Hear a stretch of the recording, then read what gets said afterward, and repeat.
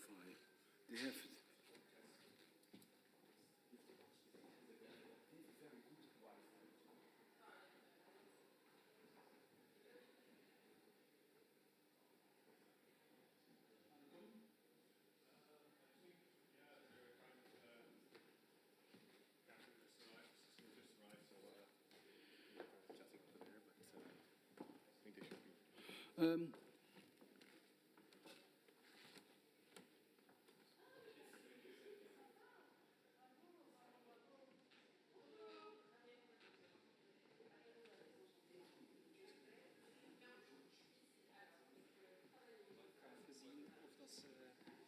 De YouTube hier ook goed binnenkrijgen. Ja, dat krijgen ze er ook goed binnen. Perfect. Yeah, but the Wi-Fi of the venue doesn't work, I think. It does, but I mean, yours. On ours, the thing is we're live streaming that, so if you ask people, all right, I see. they download a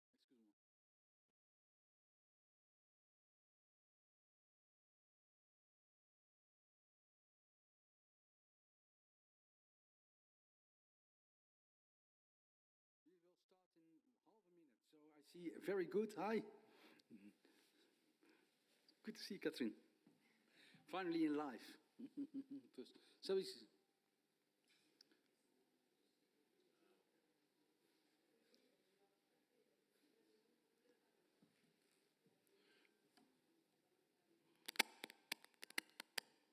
Okay, I would like to start because it's 1 o'clock, and I think it's good to have a full program.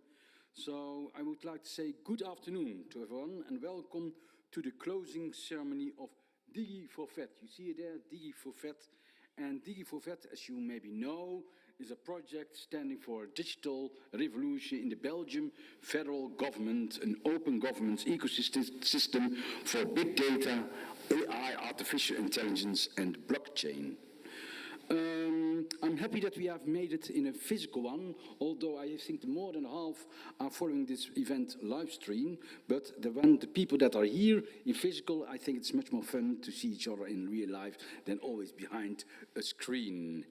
So I'm Joep Kromvoets. I'm professor here at KU Leuven, focusing on information management in the public sector. And for those who do not know, this project is funded by BELSPO, and BELSPO stands for the Federal Science Policy of Belgium, and that is the federal government activity. This was an activity, DIGI4FED, of 4 universities, from the KU Leuven, the Public Governance Institute, University of Antwerp, Politics and Public Governance. We have the U Liège Spiral with us, and UNAMUR, CRITS, and Namur Digital Institute are here. And they were all partners, and we really intensively worked together, always at a digital way, because for some it's the first time that I see you after 2 years really in a physical mode. So the agenda is as follows. Maybe can you present the slide of the next slide? Perfect. Thank you. So what is the program? We have a rather full program. We have first an introduction by you, Evrim. You give an introduction about DIGI4FED. Then it was scheduled that the State Secretary, Mathieu Michel, would be here, but for some reason, for urgent reasons, he had to cancel our meeting, this presentation, so we are quite sad about it, but that is live when you're dealing with politicians. Then we had then a video about the 4 scenarios for digital future in Belgium. Then we have a wonderful presentation from Matthias Sabbe. He will present what do the stakeholders think, and that will be followed by what do citizens think, and that will be Bjorn Kleijsen. And then, last but not least, Dr. Everin Tam about policy recommendations. Then we have hopefully a lively policy debate with also people from the audience about the findings of the result. And then we have a coffee break at 15:15, only a small, short one, because then afterwards we will give a brief summary, what we have done, what we have discussed in the panel decision. And then last but not least, I hope that then the Administrator General of BOSA will also appear in this lecture room, and he will give a keynote about BOSA and what lessons he learned from DIGI4FED. So it's also good to know that there's Twitter. Twitter, for those who would like to make a tweet, it's at DI4FED, not DIGI4FED, but DI4FED. Yes, so if you would like to make use of Twitter, you see we tried to have a small group. We didn't want to have a big group. We thought it is better to really have the meeting with key stakeholders and members of the follow-up committee and project participants in order to have a lively discussions. So with this, I would like to stop my introduction. I will now to give the floor to you, Dr. Everin Tam, who is a postdoctoral researcher at KU Leuven Public Governance Institute, and his research focuses on the use of digital technologies such as blockchain and AI in public governance processes. He is the research lead of several projects funded by the EU, Belgium federal government, KU Leuven research funds, investigating somehow the application of new digital technologies in different areas of public services. So, Everin, you will give a presentation about the relevance of DIGI4FED, the rationale behind this project, the objectives, the general research approach, and the identified challenges against the use of advanced analytics and new digital technologies in the Belgian government. Very exciting, but you have only 10 minutes time. Success. Thank you very much for this introduction. Welcome everyone, and thank you for joining us on this venue, and also for the audience that are following us online. So, we are living in a period that we see a rapid transformation in our society, which is taking place at the helm of data-driven technologies. More and more, we are witnessing a widespread adoption of artificial intelligence, big data analytics, blockchain-based solutions in almost every industry. And the public sector in itself, it's not exempt from this, and we see that more governments in the world that they are experimenting and testing these technological tools and solutions in public service and public sector domain.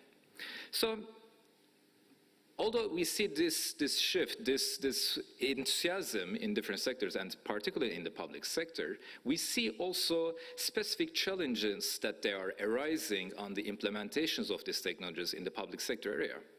So on the one side, we see they present more efficient means of organizing public services, more efficient means of organizing public administration, but in the meantime, they also present challenges that they go beyond the classical challenges that we understand from digital transformation administration, but they also call for the challenges such as public value dilemmas, ethical challenges about human versus automated systems, and trust challenges among citizens.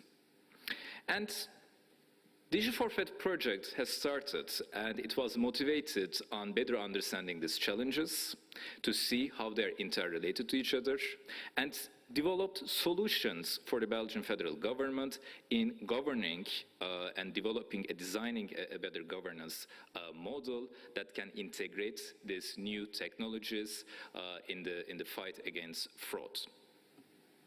So, before going into detail, actually, to the DIGI4FED project and what we did there, I would like to give you a little bit contextual background, what we see as a sort of a conceptual transformation in the use of digital technologies in the public sector. One conceptual change that we are seeing is a shift from e-government in the e-governance domain to the digital governance. So, what is this change? In the literature and the backing on the use of digital technologies in the e-government, the time or the approaches, it was mostly prioritizing the role of information and communication technologies. So the most important element for governance was implementing these tools to facilitate the information exchange between citizens and administrations and within administrations. However, we are seeing a more and more shift to digital governance, which prioritizing and optimizing the data exchange and the use of data between citizens and the administrations and within administrations. Although they may sound closer, there are some differences there because the data, the source of data, they can come from indirect sources as well, and the administration, they can gain insight from these sources. It doesn't necessarily need to include the citizens directly.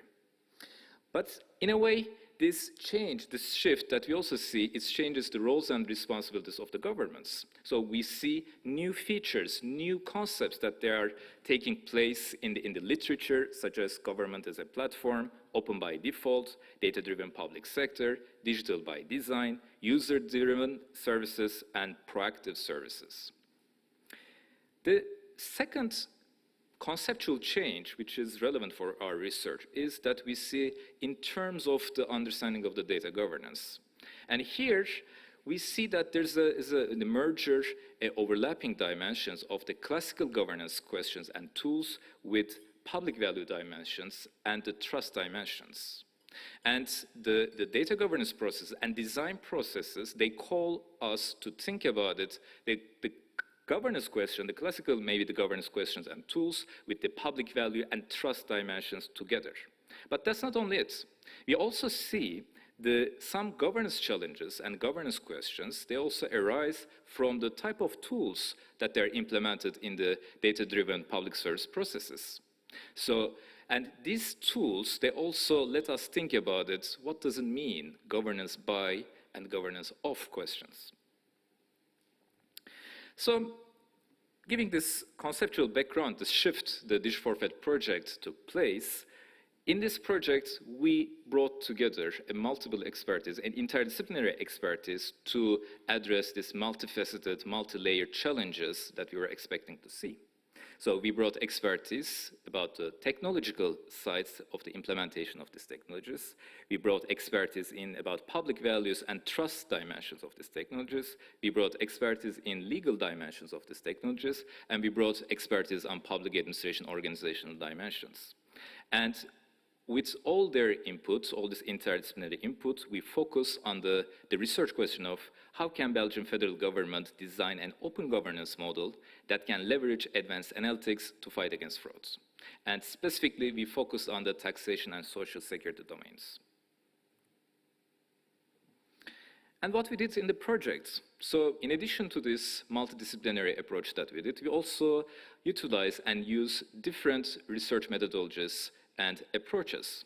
So first of all, we conducted individual interviews with stakeholder organizations to understand their perceived challenges in the use of these technologies in the fight against frauds. We organized Living Lab with representatives of these stakeholder organizations to identify specifically the challenges, to co-create solutions, and also to test governance modalities, governance solutions that they come from the research in terms of their feasibility and adaptability in Belgian federal government ecosystem. And we also conducted experiments with citizens panels to understand the trust challenges and the drivers behind the citizens' trust in the implementation of these technologies or not.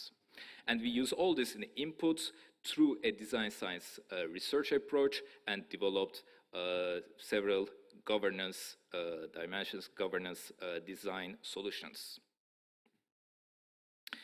So just to give you a quick view, what type of challenges that we identified for the use of these technologies at the Belgian federal government.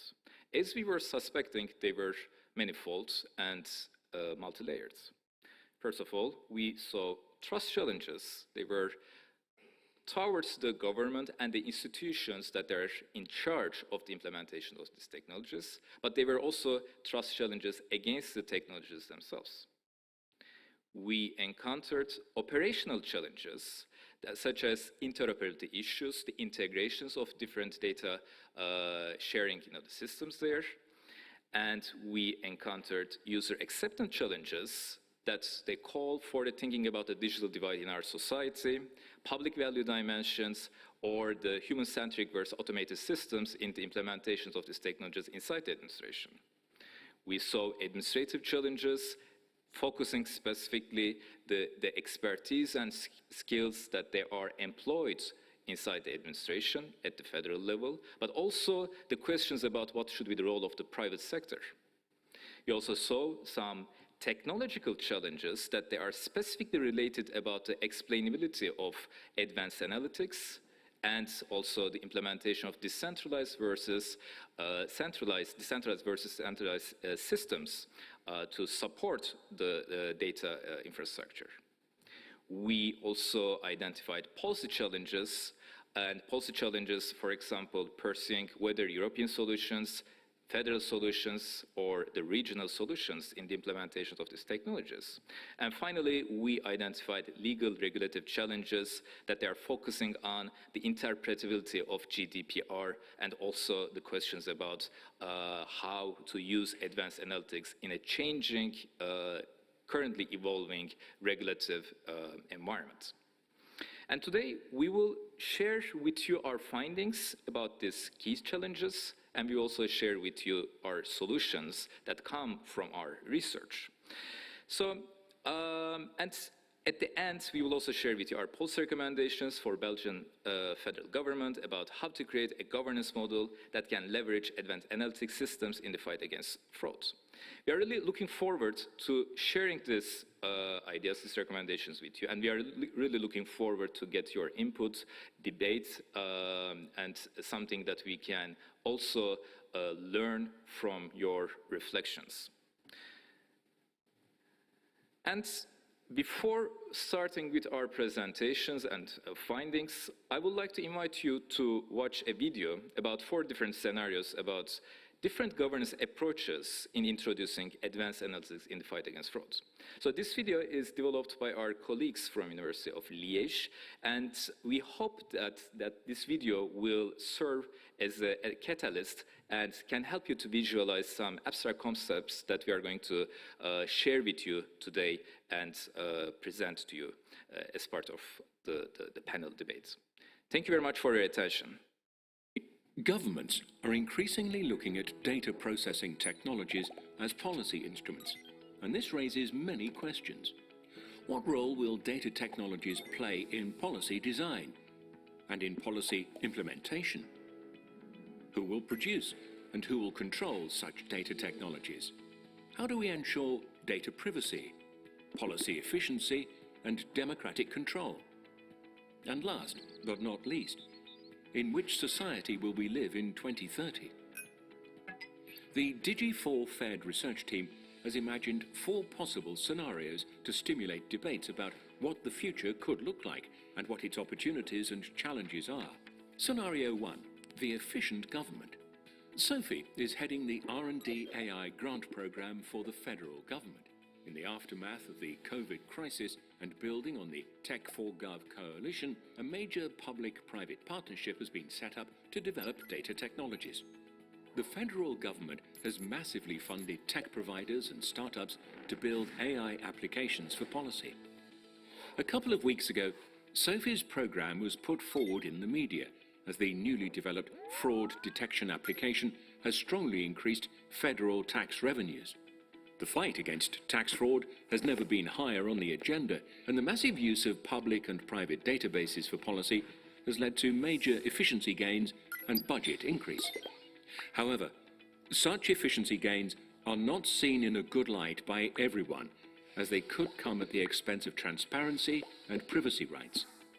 Jan is highly critical of these policy orientations. His family, as many others, believes they were wrongfully declined social benefits through what they considered as opaque and discriminatory algorithms.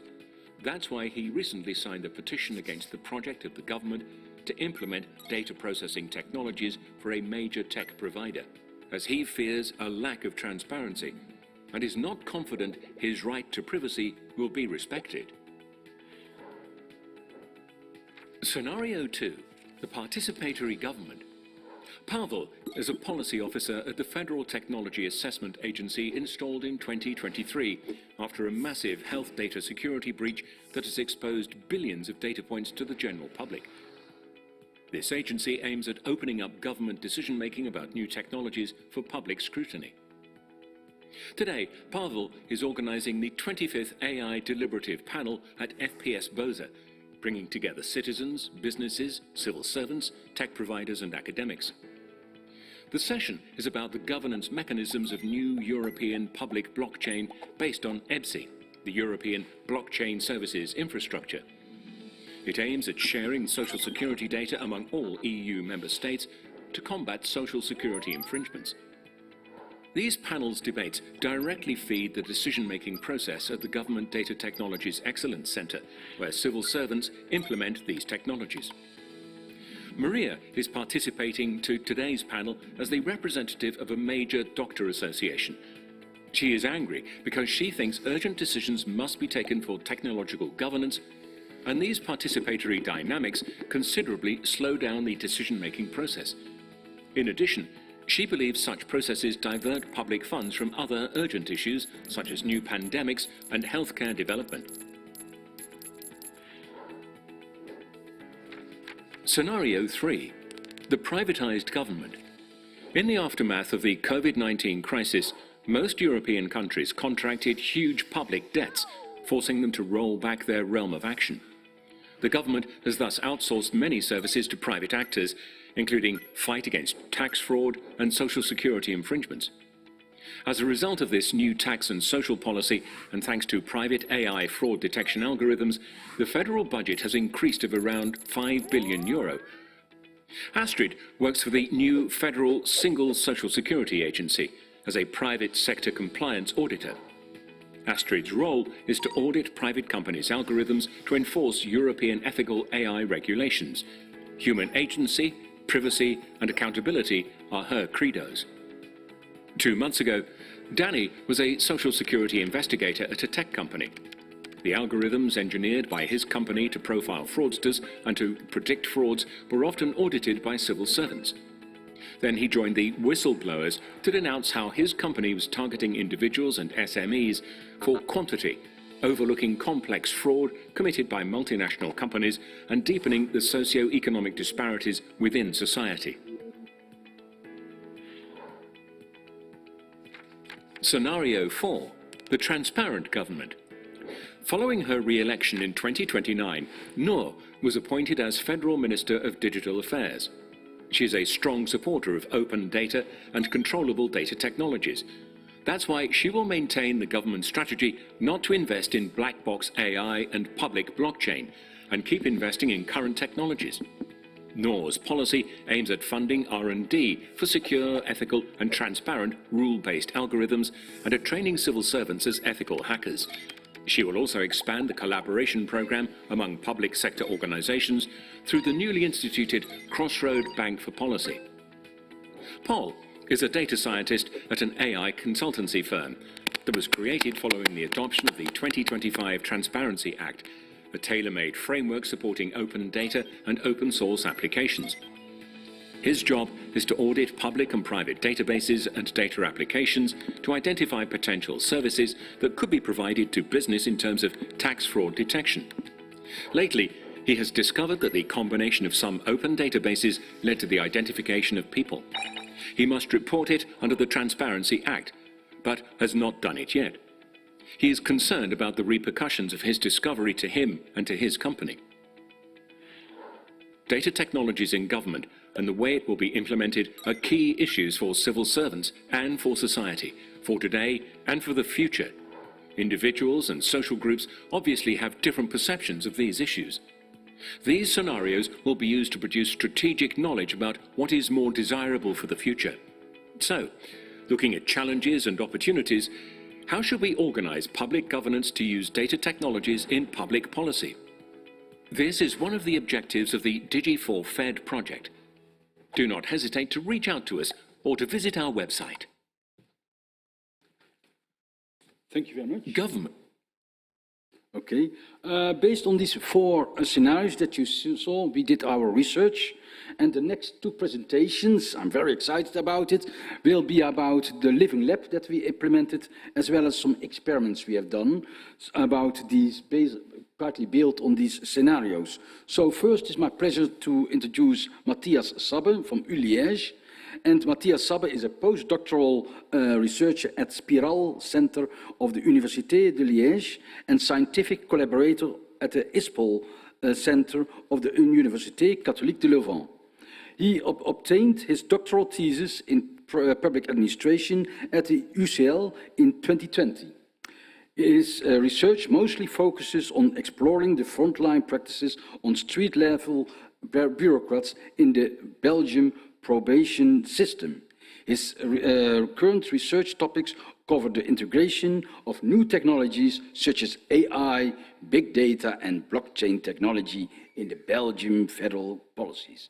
So what Matthias will do, he will present the findings from the Living Lab and summarize his findings about what do stakeholders in social security and taxation domains think about the use of advanced analytics in fraud detection. So, for example, what are their perceived risks, or what are the preferred solutions? The floor is yours. I really look forward to you.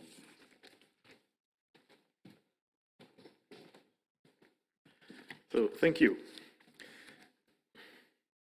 So yes, my presentation is about what do stakeholders think, because we implemented a Living Lab process as part of the DIGI4FED project, and this Living Lab process allowed us to focus our attention on the stakeholders, the key stakeholders who are active in the field of the fight against tax fraud and social security infringements.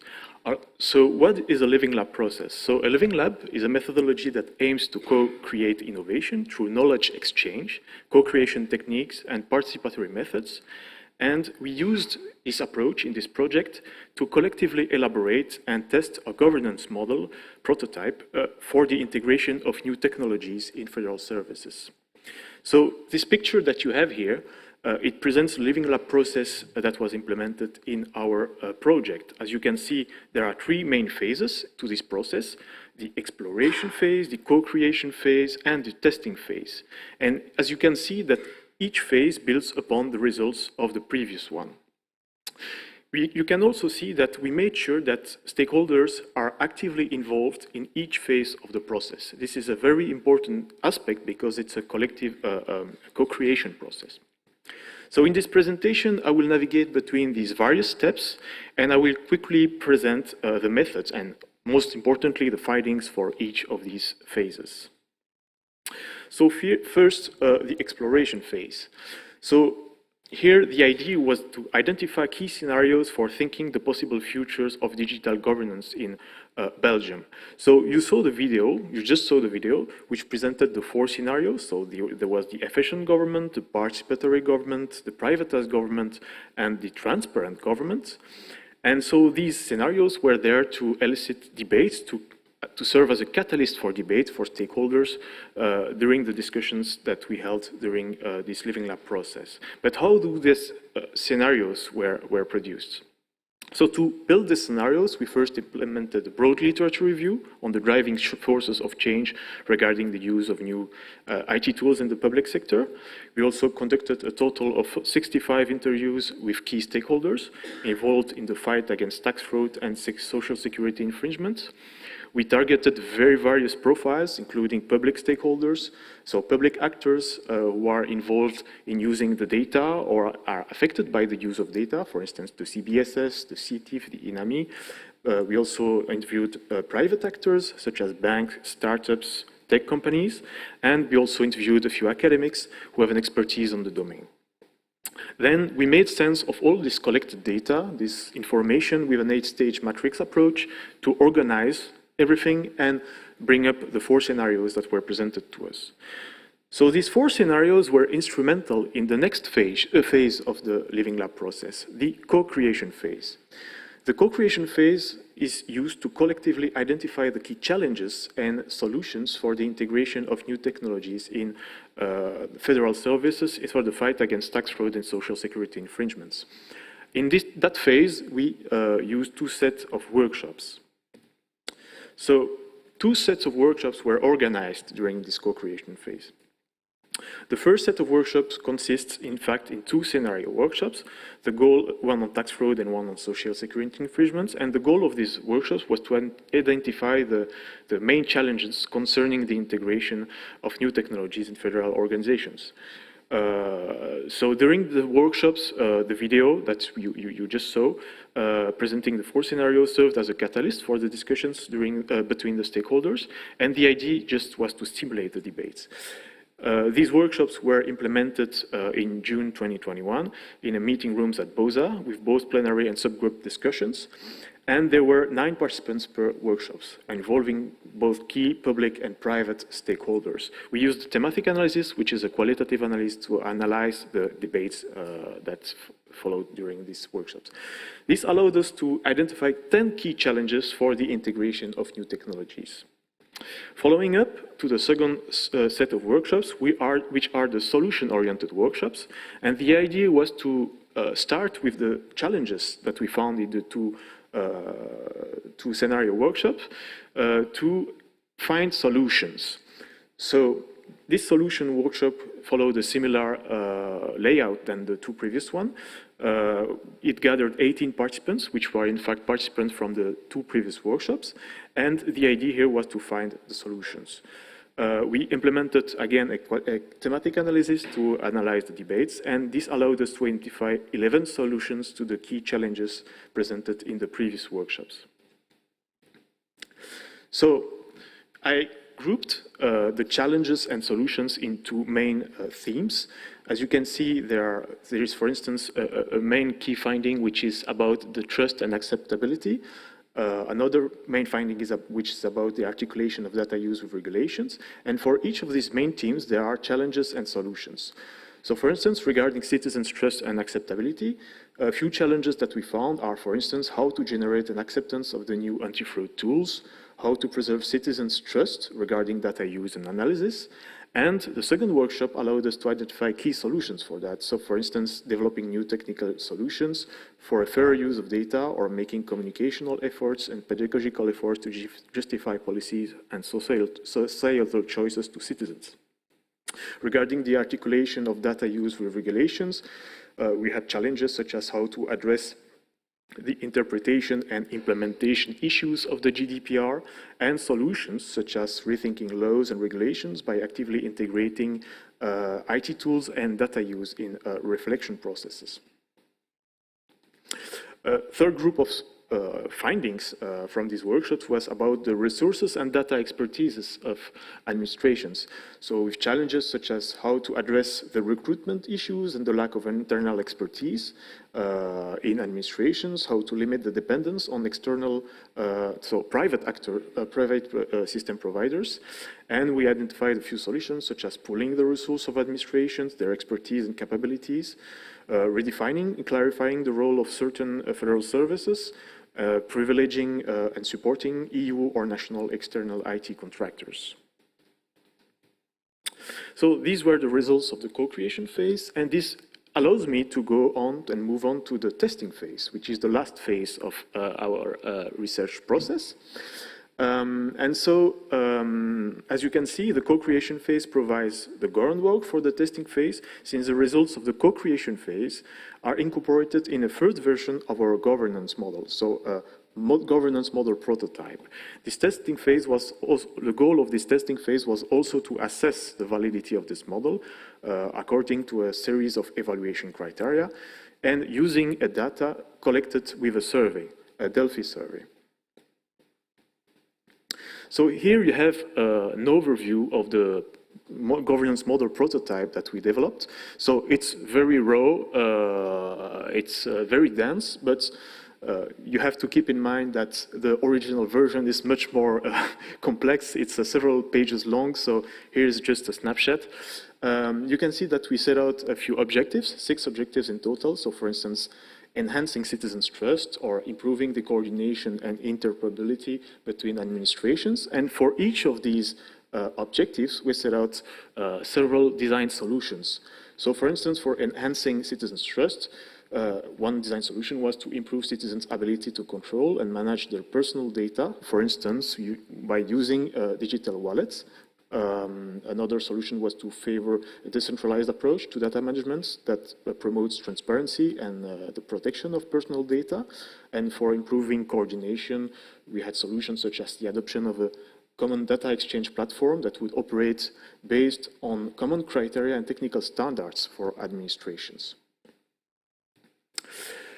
But to assess this model, we had to collect data. We had to rely on data that was collected, in this case, with the help of a Delphi survey. So what is a Delphi survey? A Delphi survey is a research technique whose aim is to obtain a reliable group opinion using a group of experts.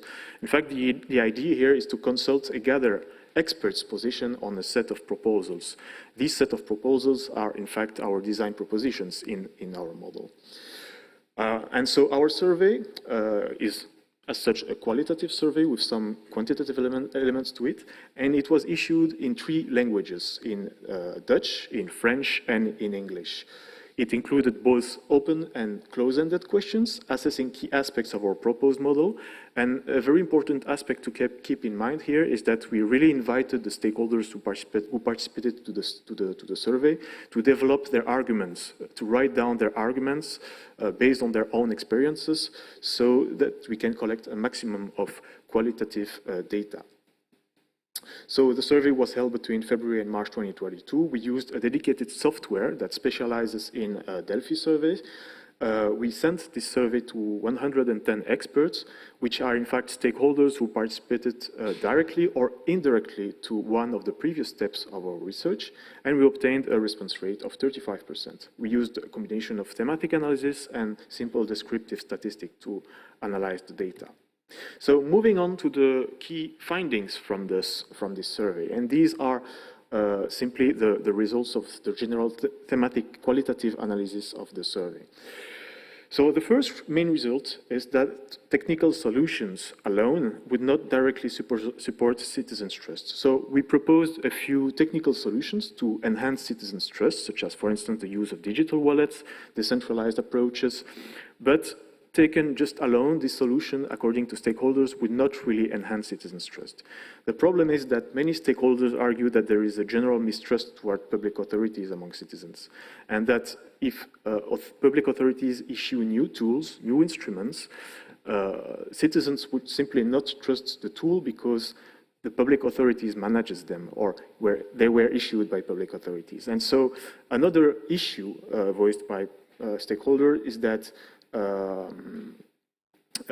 these tools risk accentuating the risk of digital divide. So digital wallets and decentralization would appear as too complex abstracts for many citizens. That was a concern for many stakeholders. So, but all hope is not lost, because to improve trust, many argued that besides new tool, authorities should look at improving communication efforts to our citizens. So we could implement new tools, but this should go along with communication efforts. So explaining the rationale of these tools, being transparent about the objectives of these tools, their use, and being very clear about the added values of these tools for citizens. The second main result is that the collaboration with private actors appears as a much needed compromise for many stakeholders. So the idea defended by many participants is that private actors could contribute to new systems that we suggest to develop, for instance, a data exchange platform, by developing the system, and that public authorities, on the other hand, will issue the norm, the standards, the standards and the norm for this platform. Why this cooperation? Because many stakeholders consider that private actors tend to have more resources, more expertise, and that they can be sometimes more reliable and competent than public ones. But there is still some degree of mistrust regarding the intentions of private actors. So if a collaboration has to be done, precautions are absolutely needed. The third main result is that pushing administrations to work in networks might help fostering the interoperability and mitigate resource limitations in administrations. So as you can see here, there is a very big tag in the middle, which is the lack of dialogue, the silo problem in administrations. And so this is a general observation by stakeholders, is that, yes, there is a lack of dialogue between administrations. They tend to work in silos. So for instance, they are not necessarily aware that what data is stored in other administrations, and they're not necessarily aware of how to retrieve this data. Another issue is that the data that is stored in different administrations is not necessarily interoperable, so it's stored using different standards, technical norms, and so this data is not necessarily mergeable. So in the end, stakeholders argue that administration, in order to mitigate this issue, should start working in networks or learn to work in networks so that they learn about each other's capabilities and mitigate resource limitations and the problems of interoperability. The fourth main result is, should we privilege a centralized or a decentralized approach, or a mix of both? So this is an unsolved problem, because we wanted to address this issue in the survey. We wanted to know if a decentralized approach is better or not. But it is still a question that is up to debate when you look at the answers of stakeholders, because many stakeholders, decentralized data storage appears as a good solution to enhance security, but many stakeholders also consider that decentralized approach induces a part of uncertainty, and that it would be too complex or too abstract for citizens and administrations alike to be considered a good solution. So there is really a mixed opinion on that. But interestingly, some participants voiced the preference for a hybrid approach, which means that data storage can be decentralized while governance and management can remain centralized. The fifth result is that using a regulatory sandbox approach might perhaps help in producing a clear, transparent, and adaptive legal framework. So overall, stakeholders stressed that there is a need to reconnect the legal framework with the current realities of IT development. And they saw, in this slide, they saw regulatory sandboxes as a viable and innovative approach to better articulate the legal framework with IT development and the adoption of new, for instance, new IT tools in the fight against fraud. The sixth result concerns the key role of federal administrations and in digital governance, and the necessity to associate civil society representatives to governance choice.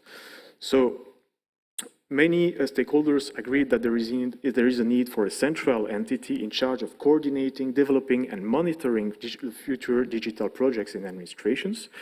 But no new entity should be created for that, because there are already a lot of organizations, and adding one would just add noise, in fact, according to many participants. So most argued that BOSA would most probably fill this role the best.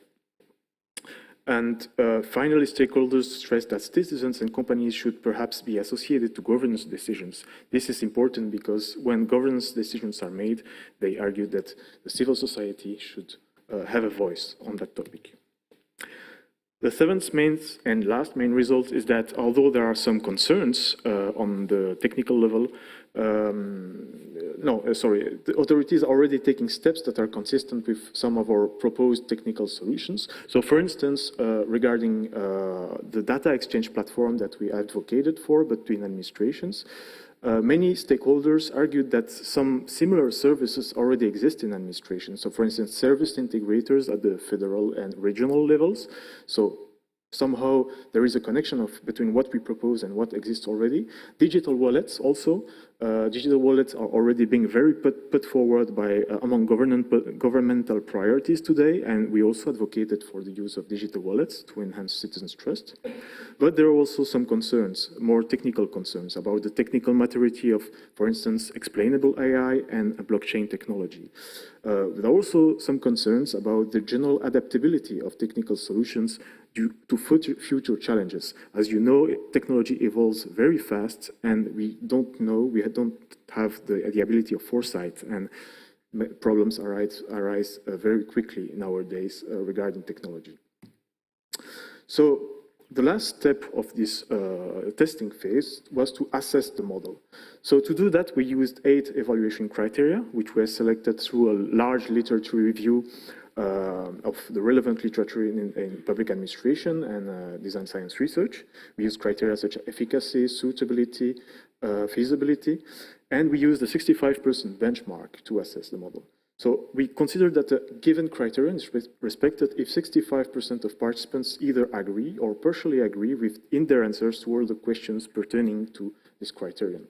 So after conducting these assessments, we conclude that, in fact, all the evaluation criteria were respected for the model. But there are some improvements. There is some room for improvements that can be found. So, for instance, for several specific questions, you have for instance, this question 1.3 here, about the suitability of a decentralized approach to data management, you see that 21% of stakeholders disagreed with this question. So this really invites us to look deeply to the qualitative results of this research. Look at the arguments. Why do stakeholders disagreed? So many stakeholders disagreed with this statement. And this gave us room for thought to elaborate our propositions. So to conclude with this living lab process, the use of scenario thinking, co-creation techniques, and participatory methods allowed us for the collective identification of challenges, possible solutions to the integration of new technologies in federal services.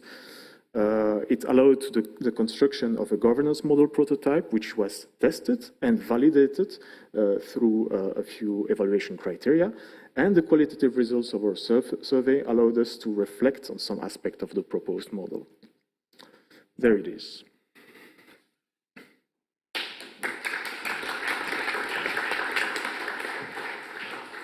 Thank you very much, Matthias.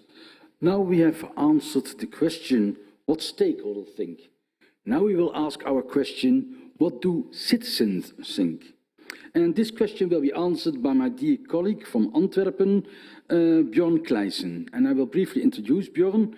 Björn Kleijsen is a postdoctoral researcher at the Research Group of Public Administration and Governance of the University of Antwerp. His research focuses on the inadvertent, very difficult word for me, side effects of repeated or even continuous public management reform. Beyond public management, he also pursues projects in the fields of EU law and EU external relations. So what Björn will do in the next minute, Björn will present his findings from a vineyard experiment with citizen panels about trust dimension. You saw trust plays a very important role in DIGI4FED on the use of advanced analytics in fraud detection. His research focuses on the mechanisms that explain when and under what conditions Belgian citizens trust in government projects using advanced analytics. I'm very excited about this presentation. The floor is yours.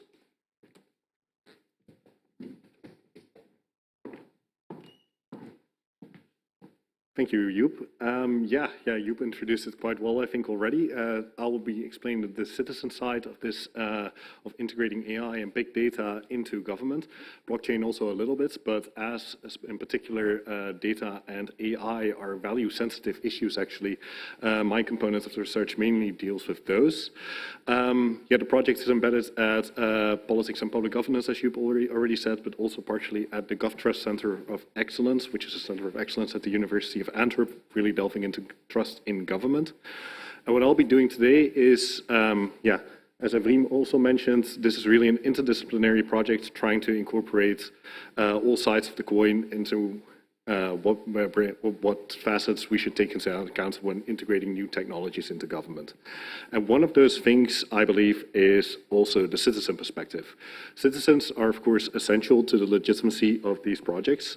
And we know that trust in government, or in this case, trust in the integration of AI and data in government and advanced analytics, more generally, well, that affects the behavior of citizens. It affects their behavior at the polling booth. It affects their behavior in terms of what they're willing to share with government when it is voluntary. It affects their cooperation with governments more generally, so also offline in a sense. So if at all, we would like to maintain some degree of trust in these projects, some degree of trust in governments more generally, and would like to avoid major trust breaches through major crises when trying to integrate data analytics, right? Now, not every project has the same risk of incurring these breaches. That is something I'll immediately admit. But generally, for advanced analytics, it is something to take into account. So in the previous presentation, Matthias already mentioned that trust and transparency are two things that are often mentioned in tandem with one another by stakeholders, both government and NGOs and other stakeholders in the process. But interestingly enough, both in research and in practice, how to deal with the problem of, with citizen perceptions, how to influence them, how to not manipulate them at the same time, is a major challenge. How to go about this practically is one of those, and what actually works and doesn't work is also a major challenge here. So we've asked ourselves two basic questions. What do citizens think is trustworthy? And when do citizens gain or lose trust? And that was distilled really into three more practical questions that kind of guide the experiments I will be telling you about. There's 4 experiments I'll be telling you about specifically, a 5th up and coming actually still, but I'll leave that to the side for now. And the first is whether we can somehow convince that if we do have a trustworthy AI project or a trustworthy data project, can we convince citizens of that trustworthy nature? For instance, a relatively skeptical citizen, if we provide transparent information to them and all the measures we've taken, does that help with their attitudes? Second, what is the role of pre-existing attitudes? That's also something to take into account there. Someone who's already very positive about government might evaluate things differently than someone who has become cynical about government for one reason or another. But that does introduce new challenges, right? How do you communicate towards people that have already become cynical? And also, what role could crises and media attention play? Unfortunately, when we try to build our new AI and data project, we are dealing with contested technologies. And as a government, you're not always entirely in control of perceptions, right? There might be a crisis like Clearview AI popping up from a completely different part of the world or different governments that all of a sudden influences attitudes. And what we wanted to do is also explore whether that indeed affects attitudes. But we'll start at the start. First, let's check whether we can actually build some trust among citizens, and let's check those pre-existing attitudes. So the starting point in the more academic literature here is basically data science and computer science, also a bit AI ethics in the legal literature. But that's a very interesting starting point in and of itself, because it assumes that if we build a project in a certain way, we design it in a certain way with certain elements, for instance, including ethics by design, including explainability of algorithms, making sure the data is de-biased properly, or that you've chosen the right data, so no garbage in, garbage out, making sure it's secure, making sure accountability lines are correct, then trust will follow. But that's an assumption, really, because all you've done is increase the trustworthiness of the project. And I don't know about you, but I think most citizens, even me, we can't evaluate each governmental project on its own right? You can't evaluate all projects within all governments of the entirety of Belgium. So oftentimes, these trustworthiness characteristics may, even when you're reading specific information on that, be a bit glossed over by citizens, for instance, from reading that information. So there's kind of a dilemma there. Does that really work, or might there be issues? Might there be communication noise in which all this effort towards trustworthiness is lost, really?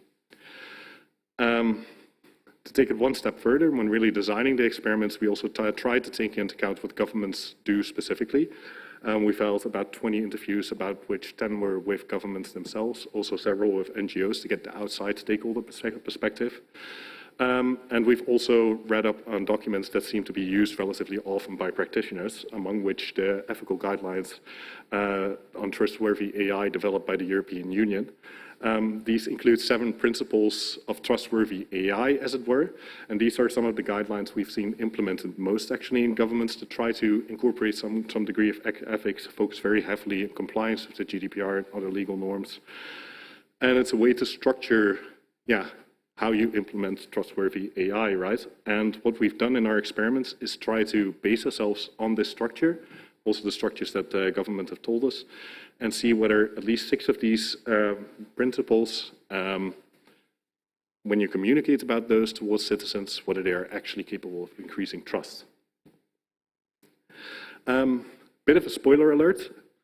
Conclusion, actually building trust among citizens using this strategy, communicating and how trustworthy you are according to principles such as explainability, transparency more general, let's see, legal compliance, also to some degree the ethical nature of that is very difficult. But I'll first explain a bit how we got there as well.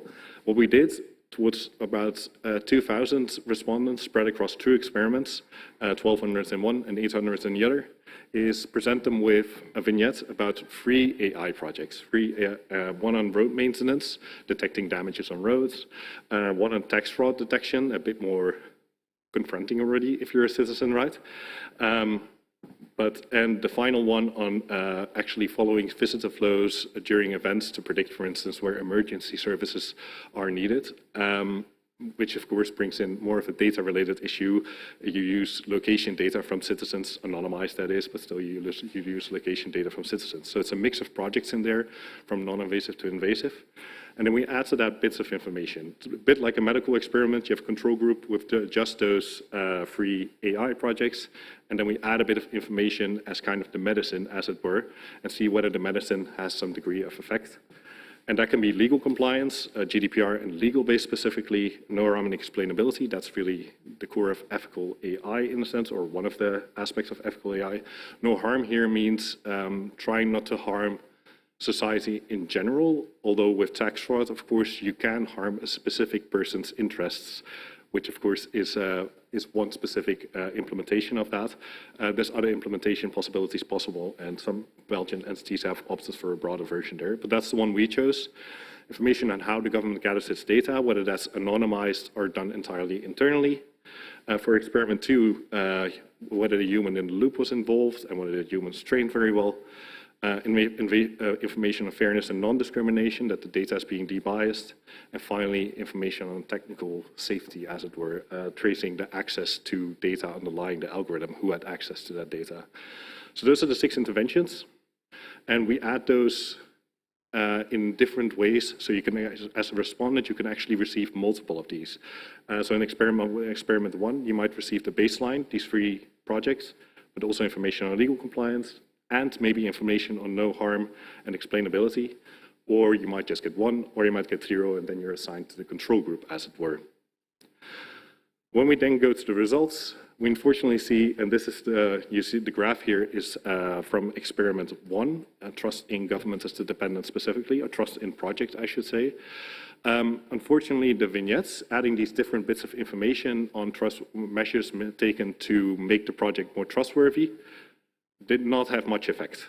In fact, for experiment 1, there was 1 significant effect, but it was negative, which meant that adding that information actually reduced trust in the project, and that was specifically for legal compliance with the GDPR and having a legal base. There were some issues with that specific significance level. All in all, the basic conclusion was there doesn't seem to be any evidence for a significant effect there. The same results, just for succinctness purposes, I've not listed them all here, but basically experiment 2 showed the exact same result. And when you then look at the pre-existing attitudes, the picture changes a little bit. It turns out that those do have a huge influence on how people read this vignette. The table you see on the right-hand side is for one of our items on privacy concern. We use multiple in an index, a combined version of that, but just to make it a bit tangible, we've included 1 per question here. And there you see the people that agree that they're worried about sharing data with the federal government tend not to trust these projects. Vice versa, people who disagree tend well, to trust these projects a lot more in a sense. You can really see that in the diagonal line you see popping up there between the different groups. Of course, that makes sense on its own. What's far more surprising is how much more explaining power these had vis-a-vis the vignettes we had on how trustworthy a project is. Most of the attitudes seem to really be determined by their pre-existing attitudes, and that also goes for trust in government, trust in AI. And interestingly enough, whether you perceive yourself to be discriminated against, which deserves one comment, which is probably due to the fact that these people feel a bit more threatened by governmental action in relatively invasive areas. This is something to take into account, of course, as a government, because often you're a bit underrepresented in this area in terms of internal developers, internal business side. It is something to take into account. Some groups in society might feel very differently about the projects a government is building. Right. That was basically experiments 1 and 2. But to gain a bit more nuance into the entire story, we also added a few more experiments. I've called them 3A and 3B because they were held in one survey, so 2 experiments in one survey. And that was basically trying to get a bit more nuance in 3A on how transparency really works, and whether if we add in a behavioral component in our experiments, we might get different results. So here we focused on adding some degree of perceived control and seeing whether that does allow us to impact trust for a little bit. And the results we got there, just a spoiler alert again, was that being transparent, this time about a data exchange project, so exchanging a platform to exchange data between various governments and sometimes the private sector, might even reduce trust if you just simply list the project and the amount of and the data categories that are available for exchange. But also enhancing the degree of control that people have, or at least we simulated this, of course, but at least giving them the idea, citizens, that they have some degree of control may allow you to at least maintain trust as compared to the control group. I'll explain a little bit more about that. And 3B is more about these crises, and that we specifically introduced the Syria crisis in the Netherlands, which I'll explain a little bit about as well, added that information to it, and looked at whether that was reducing trust, and that seemed to be the case. So you are subject to your environment to some degree as a government here too. That's the conclusion there. Just to explain a little bit about the background for these 2 experiments. The first one was based actually on experiments 1 and 2 and insights from the project. If you look here, these are, this is the left-hand side shows the coding of comments we got from respondents on experiment 1. Those were 800 comments we asked people to give. The 1,200 respondents, and 2/3 of them, or yeah, 2/3 roughly, decided to leave a comment. And we saw that a lot of these mention either providing additional information, which was interesting because the previous experiment was about transparency, but still providing additional information, or providing some degree of control to citizens over their data and how it is used by governments might be something they would like to see when they would like to trust, when determining whether to trust the government with their data or not. So that's really the background of that experiment. And just as the second one, that was a Syria case in the Netherlands, a court case that was held on a data exchange platform there, in which the government, well, formed an alliance with multiple governmental organizations to investigate social benefits fraud in specific neighborhoods. The case really got rolling in the Netherlands because they chose specific neighborhoods, and these were disadvantaged neighborhoods, which wasn't the smartest policy choice, wasn't necessarily an algorithm, but that was a policy choice, which of course brings up the specter of discrimination for NGOs.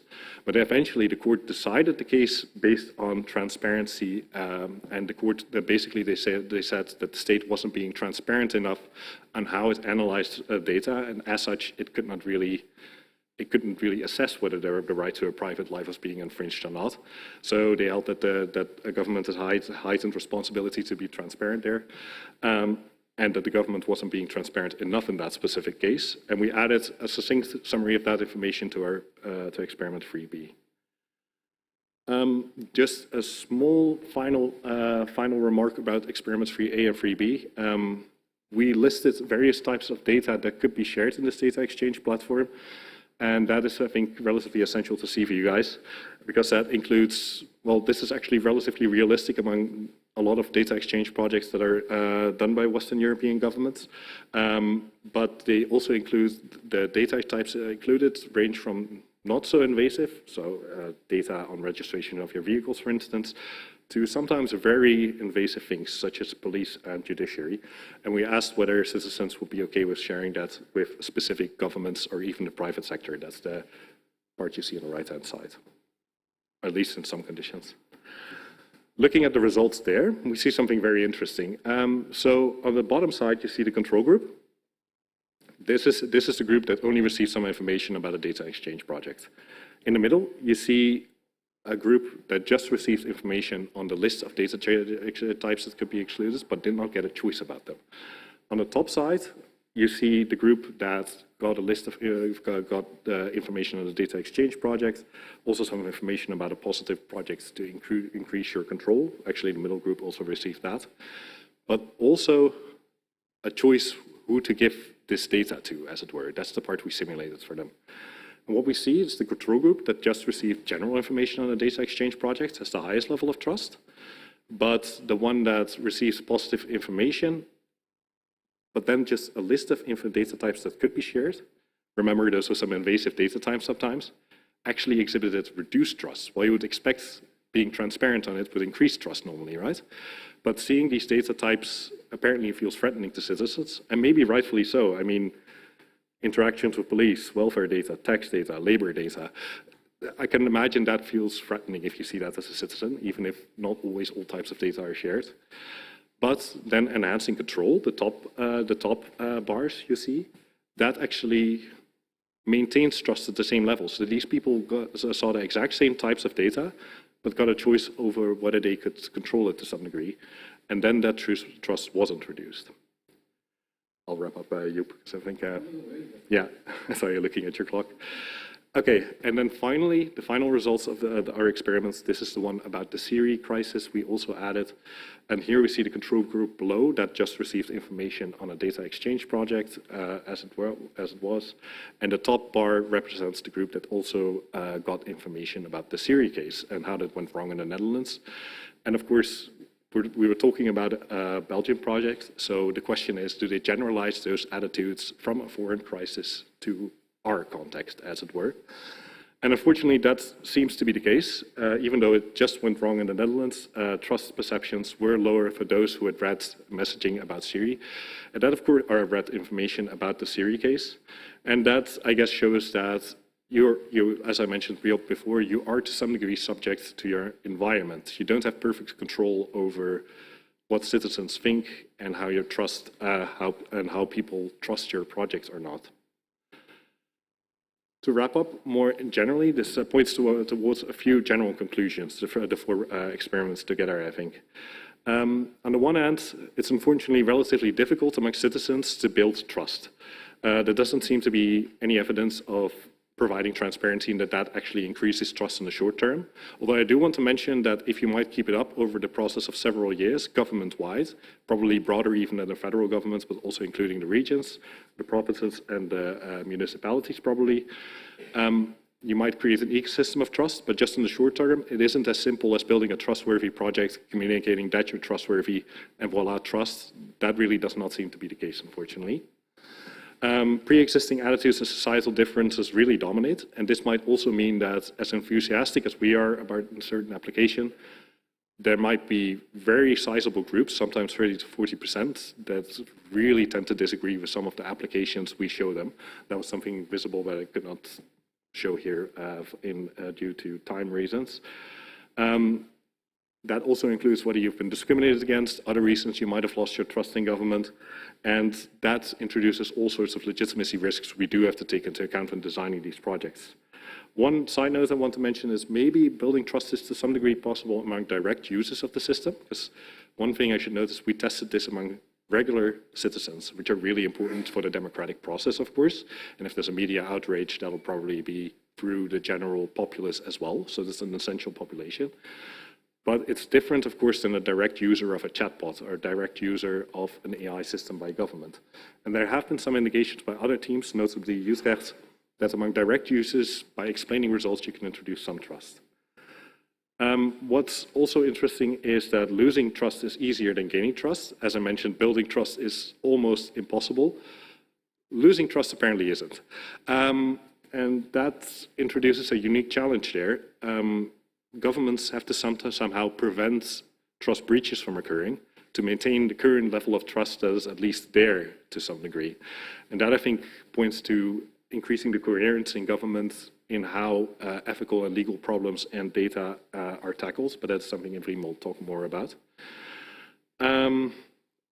Still then, you're subject to your environment, which also means that if another Clearview AI happens, that might still affect the legitimacy of your projects here in Belgium, which is something to take into account more generally in risk management. But finally, and that's the more optimistic note I can at least conclude on, is that including some degree of control might actually be some way to be transparent on your projects, and through that, hopefully empower citizens to actually scrutinize government, which is still a public good, right? But by also increasing control, you don't immediately create a trust breach, apparently, among citizens. That might be one way to go forward to actually ensure that we can be both transparent, ethical, and still maintain our projects. But yeah, kind of balance them out against each other. But Evrim will talk elaborately about that, I think, a few suggestions for that. So that concludes it for me. Thank you for your attention. And then, yeah.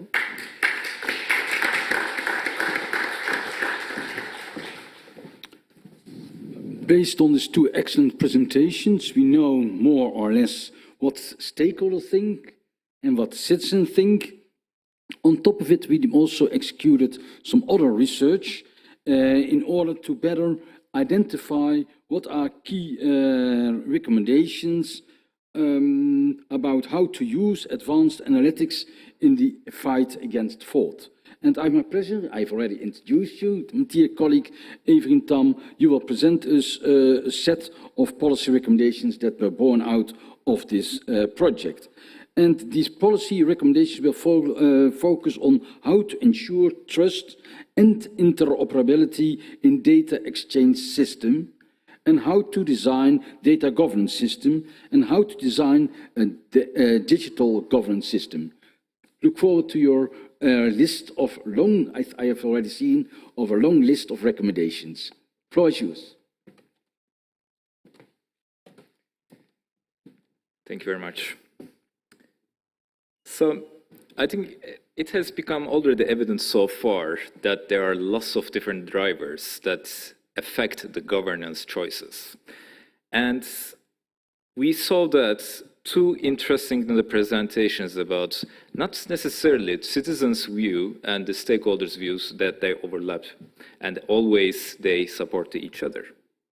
So, but before going to the policy recommendations, there's one question that we need to answer. Where we need to start of addressing this different type of challenges that we brought to you so far, and how these challenges that they're interrelated to each other. So to address this question and to answer this question, we conducted further analysis. It was based on the interview data that we collected as part of our research. And this interview data came from different experts and from different stakeholder organizations within the taxation social security domain. And through an adapted and interpreted structured modeling, I'm not going to bother you with the details of this approach there, we were able to identify key drivers that can affect the decisions in the governance design, and we were able to identify how they are influencing to each other.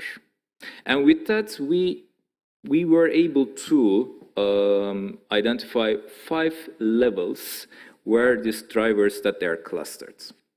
So how should we interpret this? We interpret it this way. Any governance design, any model that we are going to introduce, they need to first ensure trust. That's our starting point. The choices that we make at this level, they affect the choices in the second level, which is interoperability. And the second focus, it should be about ensuring interoperability. These choices, they affect perceived usefulness of the proposed solutions, and that in return to affect the interrelationships or a sort of a domain that we see the effects of social cultural elements, governance elements, technical infrastructure, and management systems that we interpret as the data governance domain. So it affects the configurations at that level. And the top level is the most complex area that we see.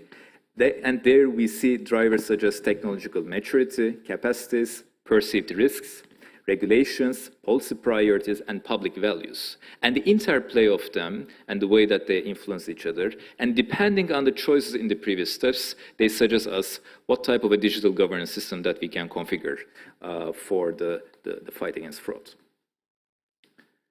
All right, so let's start with what are our recommendations for ensuring trust and interoperability. First, starting with the trust dimension. So we have here two recommendations. The first recommendation is pursue a transparent data exchange system that leverages self-sovereign identity solutions and allows users to track data transactions. So this recommendation, it comes from the insights that we gained from the experiments. So one important finding that we got from the experiment was we need to combine the control function with transparency dimension. The transparency alone is not enough to build trust, to ensure trust in the system. And the way that we can introduce this control function is through self-sovereign identity systems that allow citizens to control the data that they're sharing in the system to support for the fight against fraud. The second recommendation, it comes mostly from the Living Lab. Combine technological solutions with pedagogical and communication efforts to our citizens. But beware, communication itself is not magic bullet. Where does this come from? Especially the last the part of it, it comes from experiments. So experiments, they suggested that the communication efforts, it could be useful, but they are not necessarily going to build trust. So in that sense, although the Living Lab participants and the findings from there, they emphasize the importance of the communication of the projects there, we see that we need to combine the technological solutions with communications efforts. So this is the basis or the starting point of our policy recommendations. And the following steps, they will continue and building on top of that. Moving to the interoperability dimension. So one of the interesting findings that we had from our research was interoperability across administrations in fraud detection. It is a big issue in Belgium. So most of the time, the administrations that they are not aware what type of projects are run in the relevant institutions. They are not relevant what type of data is stored in their databases, and they don't even know with whom to get in contact with, especially at the operational level, to request these informations. And we are just now talking about the public sector in an area. We are not even talking about in a more open governance ecosystem, which includes the business and civil society organizations. So our starting recommendation is here, establish a single gateway to different departments, administrations, businesses, and stakeholder organizations to explore type of data sets held by different administrations. And when we talk about the taxation and social security domain, it is quite a big and diverse area of organizations that they collect data that's relevant for the fraud detection. So such a single gateway to explore what type of data is held by the both public and non-public organizations, part of it, it would be very useful. And it's also important to create standardized documents and rules to facilitate data exchange through the single gateway. Going to the policy recommendation 5 as part of interoperability. Integrate SSI solutions in the data exchange system in compliance with EPSI and ESIF solutions. So I need to unpack these recommendations because as the findings from Living Lab, it showed us the debate about decentralized and centralized question, it is quite a heated debate, and there were quite some resistance that we saw inside the administration. But here, our recommendation leans on combining EPSI, and just to explain for the audience, maybe you are not familiar with this acronym, European Blockchain Service Infrastructure. It is an infrastructure which is developed at the European level to facilitate cross-border public services, and it's based on blockchain-based solution. And ESIF is European Self-Sovereign Identity Framework, which is developed as part in compliance with the EPSI system. So why we think it's important to integrate the SSI solutions for controlling the data should be compatible with EPSI and ESIF solutions? Because in the SSI framework and the SSI solutions that we see in general, we do not have established universal standards for the moment, but we have different competing standards, competing solutions. And one of the most advanced solutions that we see at the European level, which is through the ESIF there. Plus, we see that the EPSI, the platform, EPSI, the framework, they already take use cases to control the fraud at the cross-border level there. There are already some use cases, already some plans that are in place there, and they are planning to integrate ESIF dimensions. Belgium is also a very unique case in that regard, because in Belgium we also have regional initiatives that they are bringing to the fore the SSI solutions. So the Flemish government, they are already collaborating with Solid technology to develop their own solutions. But for the moment, we do not have information to what extent these are going to be compatible with EPSI and European solutions. So that's why our recommendation from the interoperability dimension, a point that I will come later on the policy dimensions there as well, but here we see a clear advantage of the EPSI and ESIF solutions. This does not mean that these regional solutions that they are not worthy, but we need a further clarity to what extent that they're going to be compatible, the solutions that they're developed at the European level. So moving to the data governance part. So here we have 4 types of recommendations. First recommendation, don't build a new data exchange platform to fight against fraud, but address the system integration challenges among the relevant public and private organizations and existing data sharing systems. This insight, it comes directly from the Living Lab. The participants of the Living Lab, they were very clear in terms of that their preference is addressing the interoperability issues, system integration issues, but not necessarily creating a new platform for the fight against fraud. And the following recommendation is who should manage these efforts, data governance efforts. And again, this insight comes from the Living Lab. The participants, they were overwhelmingly in favoring BOZA to take the lead here. And they see as the ideal candidate to coordinate other actors for the data exchange platform. The following 2 recommendations, again, it brings us to the question of decentralization versus centralization dimension. So here we see that in terms of data governance, probably we need to think about 2 levels of governance or 2 layered approach. The first dimension is about establishing a data governance center led by BOZA, but participated by the representatives of regional and local government, as well as business and civil society organizations. This governance center needs to set the rules and guidelines in data extraction, sharing, usage of platform data. And a modular approach on data share and user rules is advisable. So in terms of setting the rules, especially how the data extraction, sharing, and usage of the platform data takes place, we recommend a centralized approach, a centralized management approach here. But not all type of data, especially in fraud detection, they need to have the same rules. So a modular approach, it could be advisable. Again, as part of our research in the Living Lab, we were able to see that, for example, health data or certain social security data or some data is coming from the taxation. There were some reservations to what extent they need to be open and controlled by the citizens there, and what type of rules they need to be set in terms of sharing or not sharing with the platform. So in that sense, and this is one of the dimensions that still need further debate and discussions among the people that they can develop this system to decide on like what data and under what rules they can be shared and use and reuse from this platform. And the policy recommendation 9 is actually recommending a little bit more a decentralized approach, an approach which suggests that management of the data processing in the fight against frauds needs to take place in a decentralized way, where data scientists are employed in respective units to fight against fraud in social security and taxation domains, but supported by the governance center in terms of legal and technical dimensions in data governance. So here, what we are suggesting is there for the units that they are really in charge of, or they can really, the benefit from the data is shared from this platform, they employ the required expertise on data sciences, but also on the business processes of the fraud detection within their units.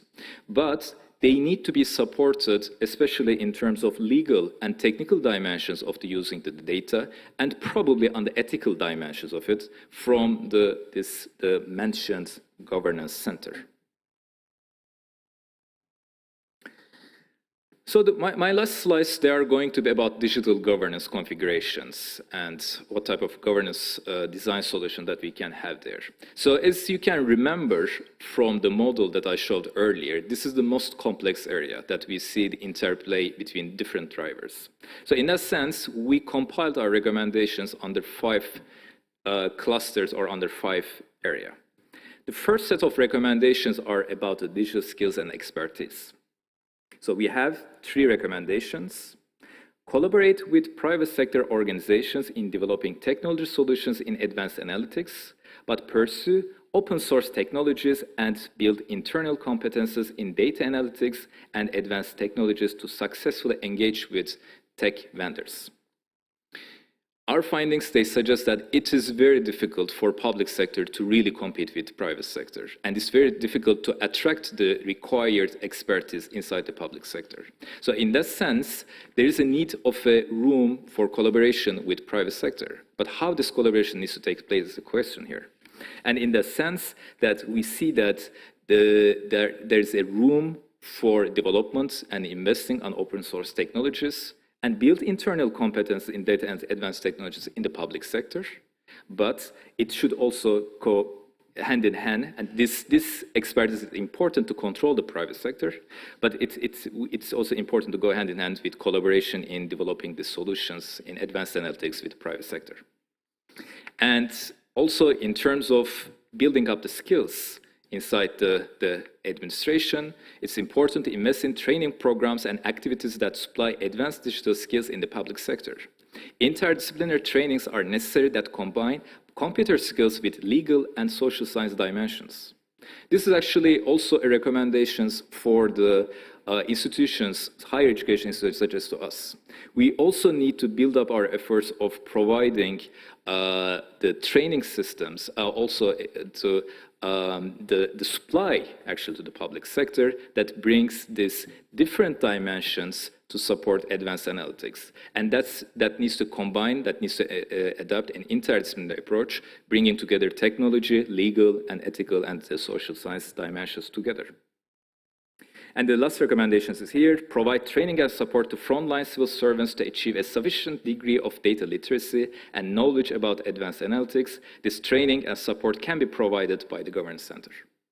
So a question is here, what type of training that we need to provide and what is our scope? But it seems that frontline civil servants, they need to gain access to certain skills that it's important for them to develop.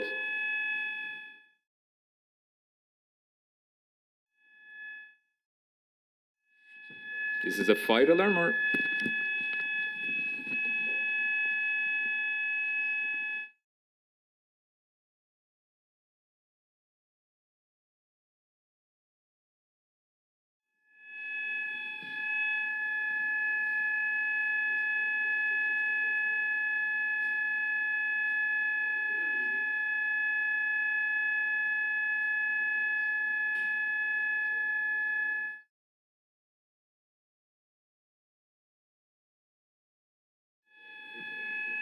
All right.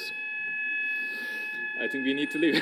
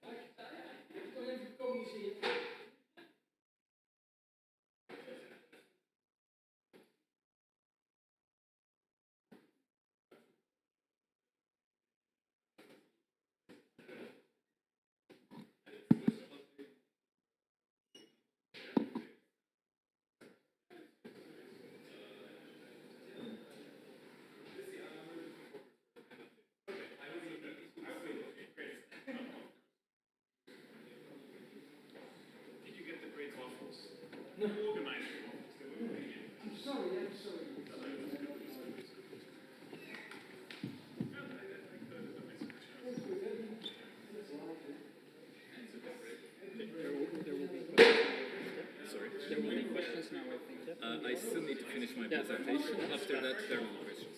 Okay. So,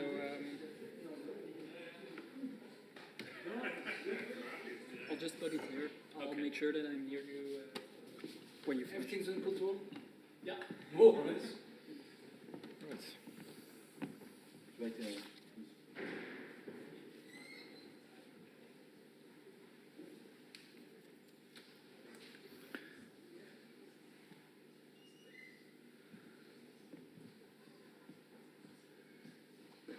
Is everyone here? No, not, I guess.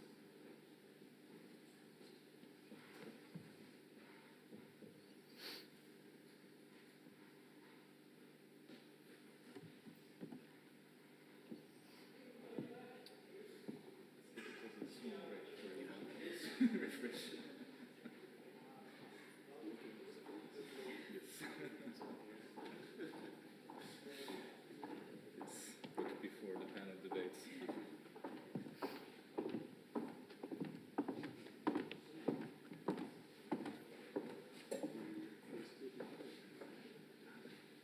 Do you want to announce it or? Coffee break now? I think we can just stop with the coffee break, or We can do coffee break first and then... no, I still need to finish No, the no, this presentation. present, yeah, and Then panel debates. then panel. Yeah.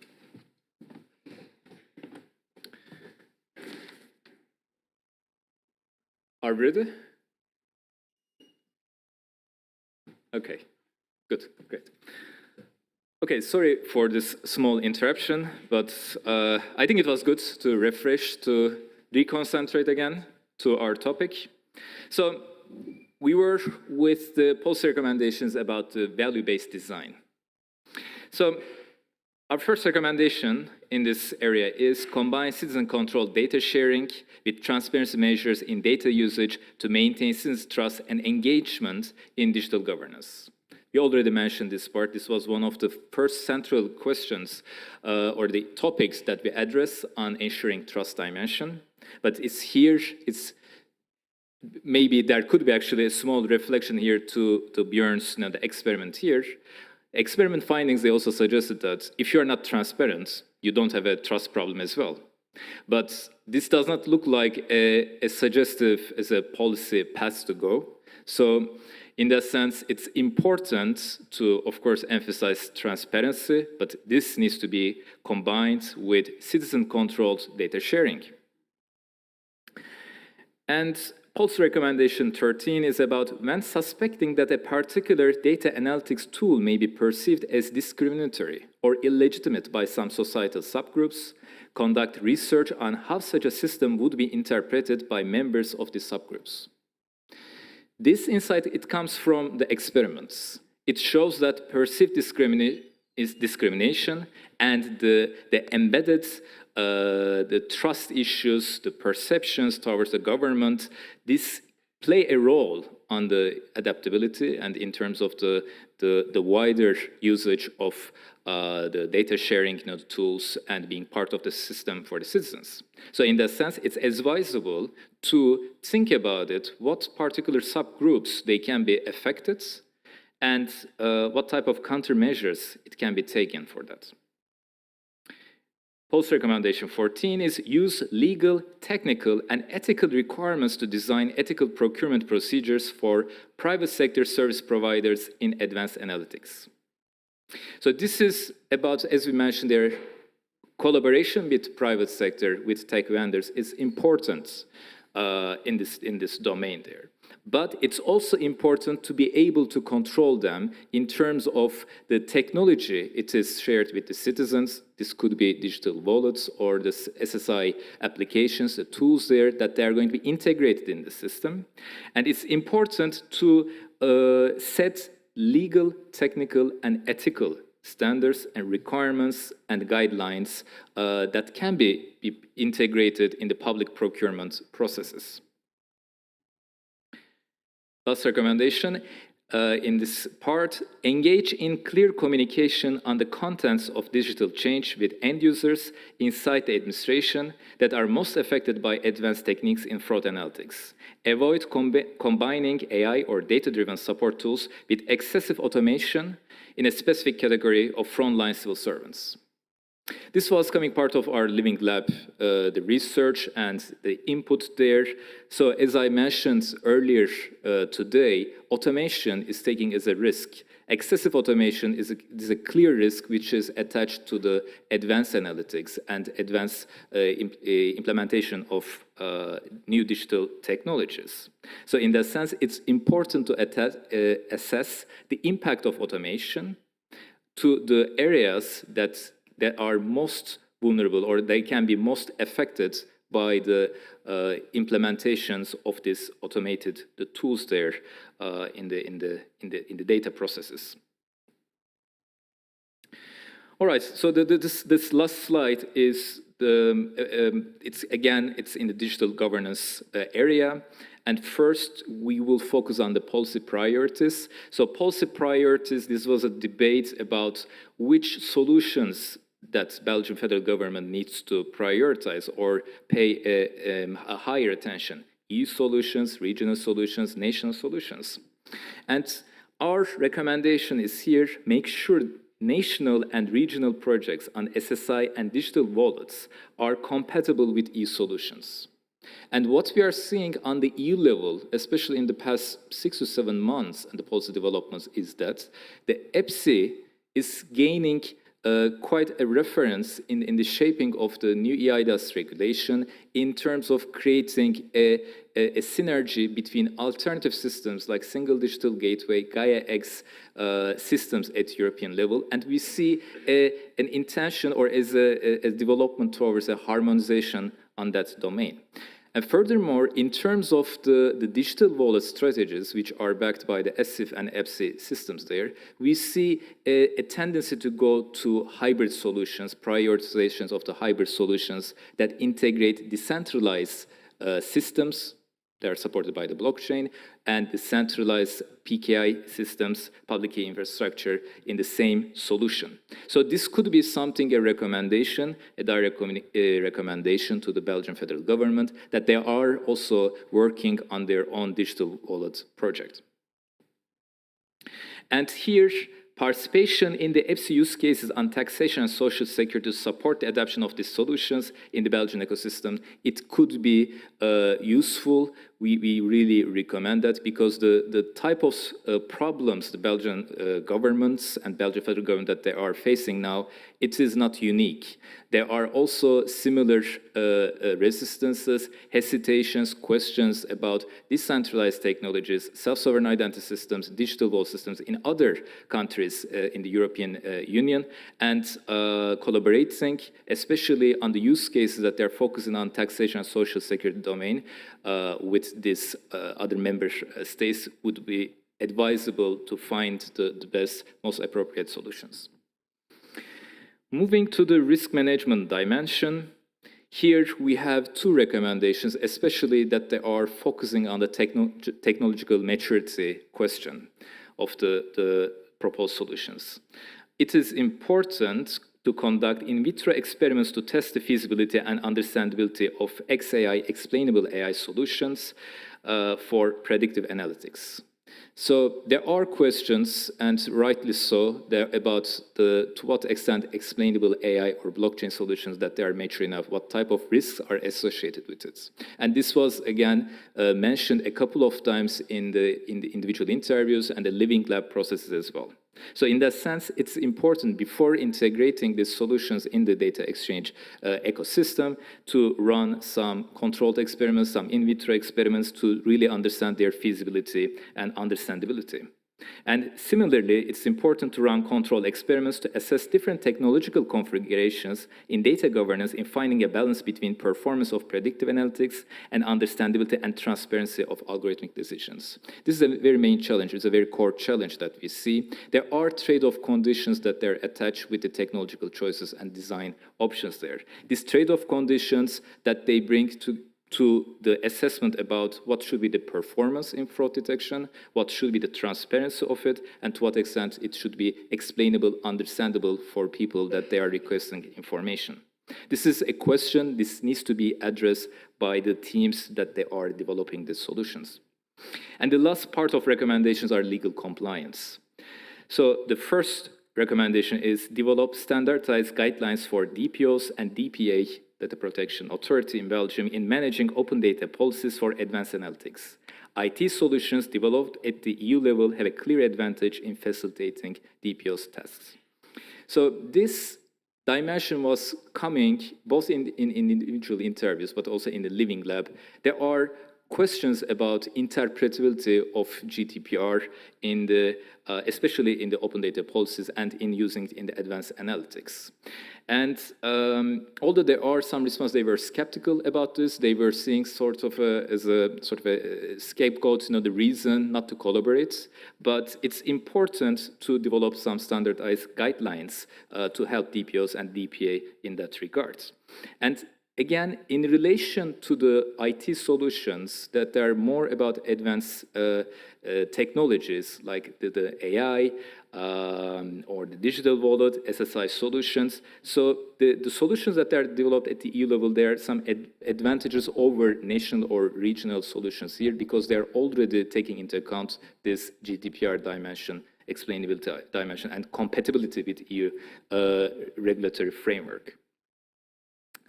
And the following recommendation is about improve the reliability of IT solutions through regulatory sandboxes and benchmarking. So regulatory sandboxes, that there are new tools, that there are still some unknown dimensions there, but they are becoming more and more part of the EU regulatory system about testing the reliability of advanced digital solutions. For the moment, maybe we can also, address this further during the panel debate, but to our knowledge, there's not a clear framework in Belgium about how to use these regulatory sandboxes. And benchmarking that can show the predictive power of the AI solutions with the current systems in fraud detections, they can also be useful to create trust on implementing further solutions, further advanced analytic solutions. And the last recommendation is pilot with regulatory sandboxes to test different regulative systems for the use of digital technologies in the fight against fraud. So I'm just stopping here. There were a lot of recommendations, and I'm hoping that we will have the chance to unpack them, to debate on them, to discuss further during the panel debate. And I hope we will also have some chance to talk about some lingering questions, lingering dimensions that were not fully, completely supported from our research findings. And we are looking forward to your input and additions to that debate. Thank you very much. Thank you very much, Evrim.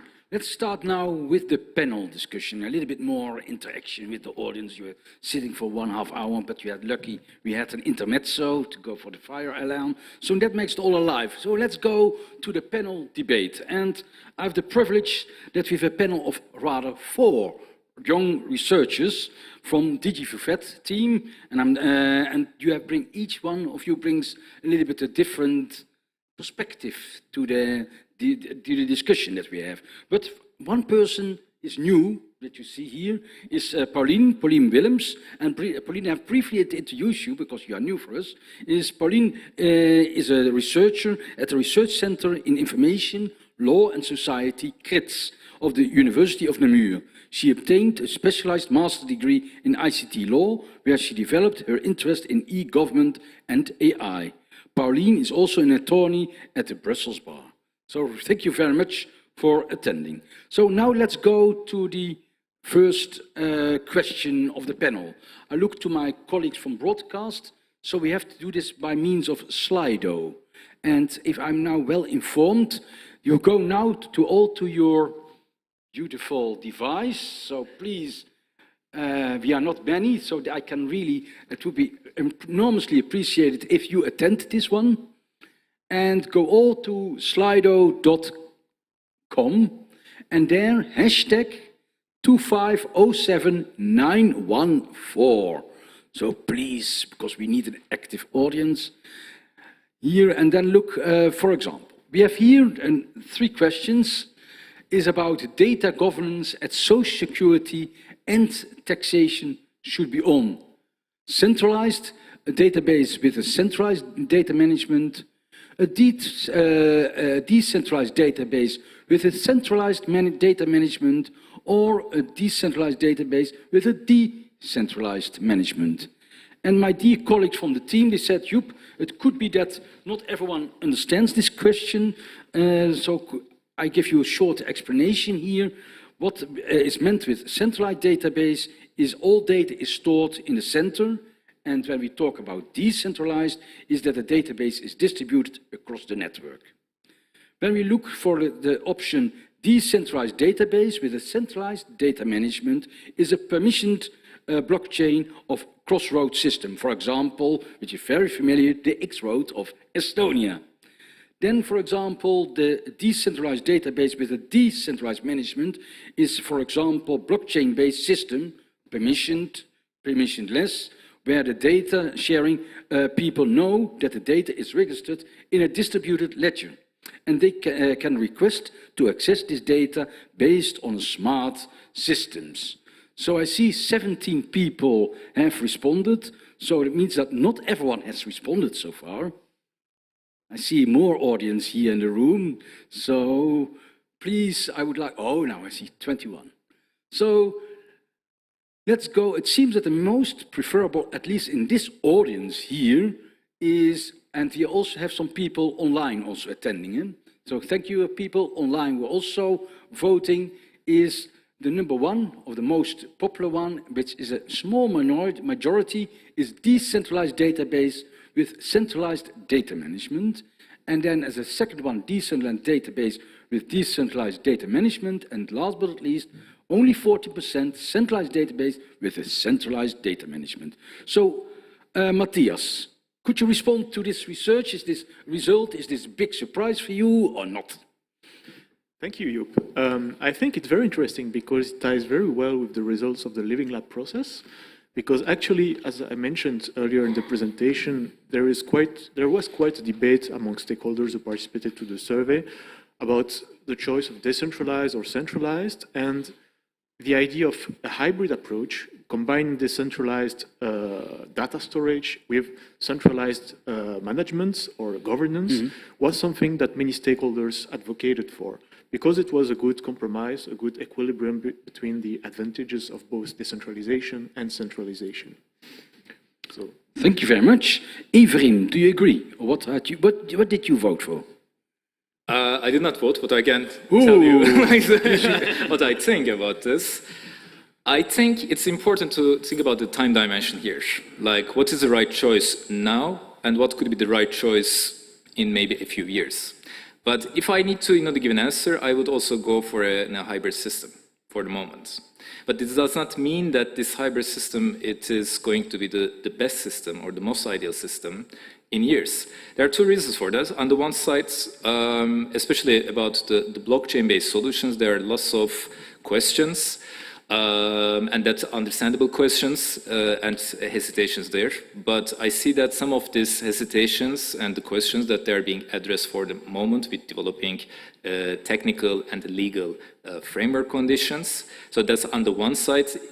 Maybe in future decentralized systems, so both decentralized systems, it could be more preferable. And second thing is, it's also important to see how citizens they trust. If there are still citizens, they reflect on the trust dimensions there. If centralized management and who is managing this centralized system is create trust issues, maybe decentralized management could be more preferable in future. But for now, I would also go for a hybrid solution. Very good. I look to you, Danielle. I think because you're also labeled an expert in this domain, so I would like to have your opinion about this. Okay, thank you very much, Joep. Yeah, but it depends on the context. So if the question was a bit more clear, what kind of context that you have, social security on the European scale or social security on a Belgium scale, it will also have a different question. Eh? I think in Belgium we have it pretty much solved, how the exchange on social security is. But if you put it on the European scale, it will have a different question. You cannot apply the Belgian model on that European scale. Then you have at the heart a decentralized management, and maybe also on the government level. So it depends also on the context that you will have, and not a decentralized solution is not the best solution for every context. Thank you very much for this valuable comment. I think, Robert, I would like to hear your view, and you are not from a Belgian context, but from an Estonian context, or a little bit European. Yeah, no, I mean, obviously, I'm slightly biased towards my country of residence, which you already mentioned has this idea of decentralizing data, using data that is purposed only for one, or having dedicated registers, base registers, and to connect them together, but giving the users full transparency and thus accountability. However, where it's lacking is providing them with the meaningful means to actually also exercise their control rights.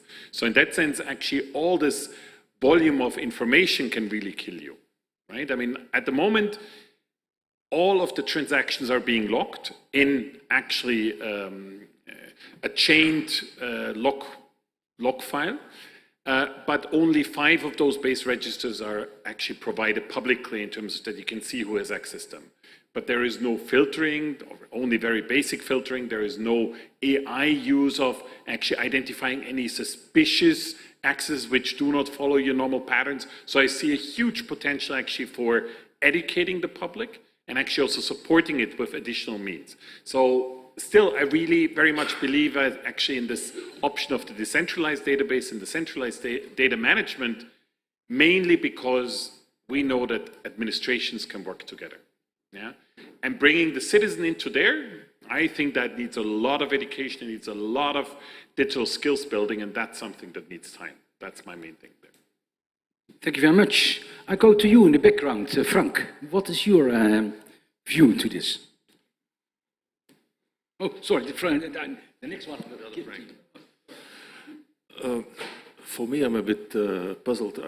I don't want to make a discussion now about centralized or decentralized, as long as the system solves the problem or the challenge that we need to solve. If that happens with a centralized system, fine by me. This is a debate for technical people afterwards. Yeah, I would like to focus more on what purpose do I need to solve, and what are my means and my context, and then a solution will appear. So more pragmatic. Thank you very much. So then I said Frank, so Frank, I'm sorry, then I give the floor. No, I'm coming from a slightly different background, that is health, and when we look at that and solutions centralized, decentralized, and the wallets that you've been talking about, we see actually more a problem occurring, creating more silos and creating consents needs that will not be matched, and therefore introducing bias. So I have questions about that type of solution when every citizen ultimately can decide what his or her data can and would be used for. At least in health, I see a real big problem there. Thank you very much. I hope that you have noted all these valuable comments, because we have to also make a summary at the end. So let's go to the next question. Dear colleague from Broadcast, could you go to the next question, please?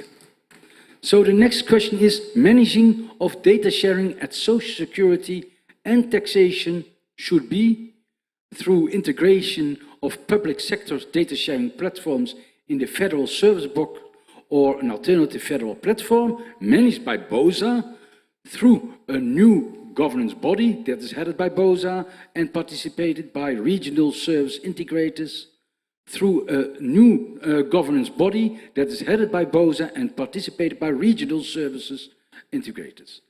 And the last one was actually about, I forgot that, private sector and civil society organizations.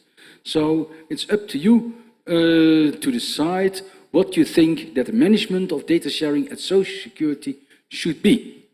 And I see only 6 people have responded so far, and I saw in the previous round 23 people responded.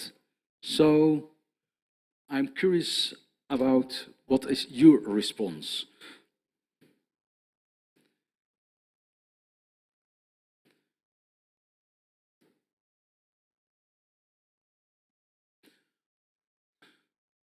so far is leading. The first option that we had is through a new governance body that's headed by BOSA. So BOSA, wake up.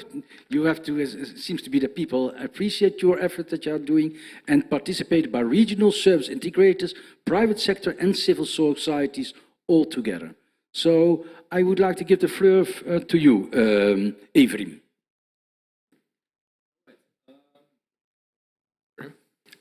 So for this question, actually I'm in between, and this was while we were preparing this question, something I did not have a straight answer there, or preference. Our research is really point out that it's important to integrate business and civil society representatives in the governance domain. That's for sure. But it also shows that it is existing platform, using an existing platform, it is more preferable for the stakeholders. So for me, it is a question of, it's not an answer. So my preference maybe would be about a solution that includes business and civil society organizations. But a question is for me and for the audience as well, maybe from BOSA, because I also don't know the straight answer there. To what extent the current solutions that can include also non-public actors in the system? So that's my Thank you, enigmatic answer. Thank you very much. Matthias. Yes, well, but once again, I'm speaking through the knowledge I have through the study that I conducted with the Living Lab survey process. And yes, again, it's quite coherent with what we found in the analysis. The importance is to have a central entity that serves the purpose of governance, that is spearheaded by BOSA, and that other actors should participate to governance. This was very put forward by the stakeholders who participated to the study, that, for instance, private sector, but also, and most importantly, citizens should participate to governance decisions.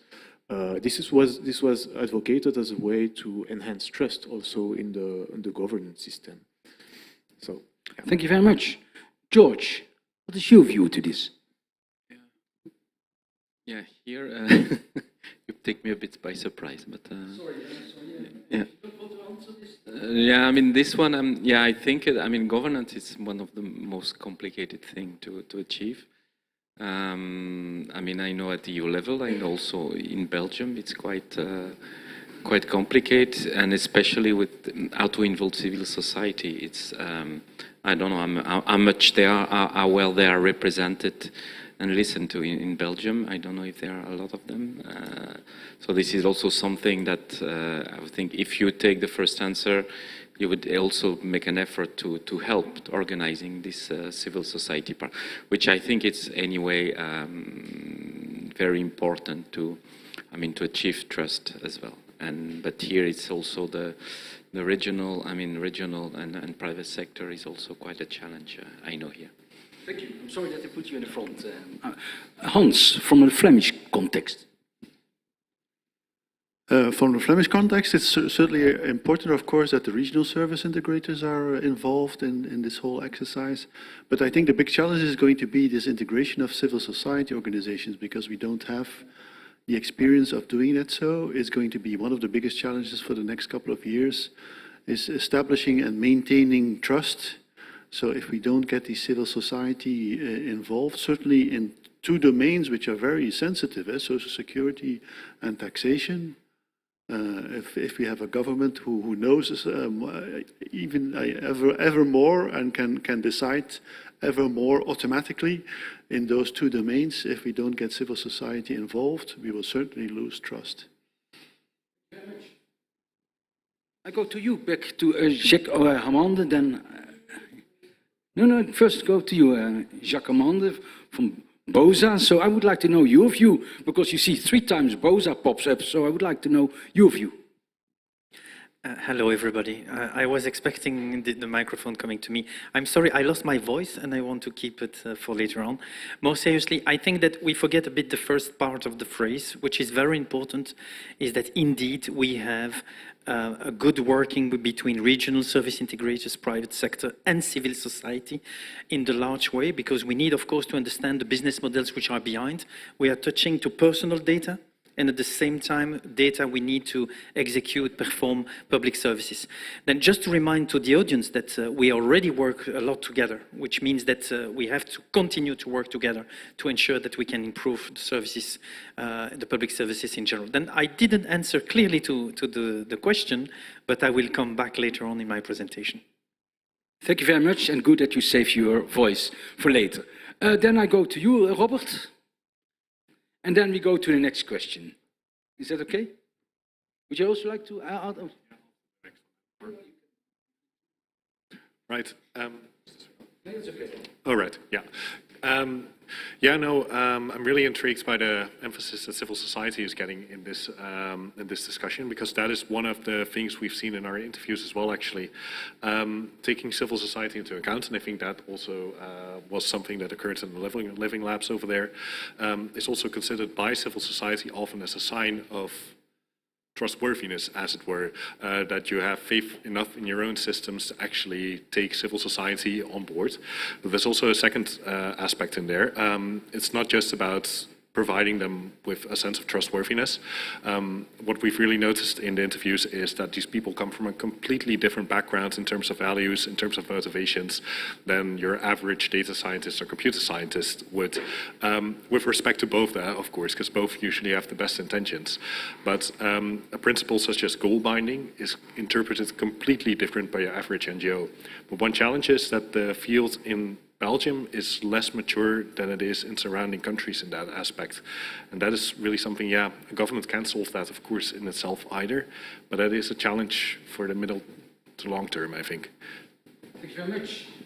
Robert, would you like to add something? I'll try to be brief.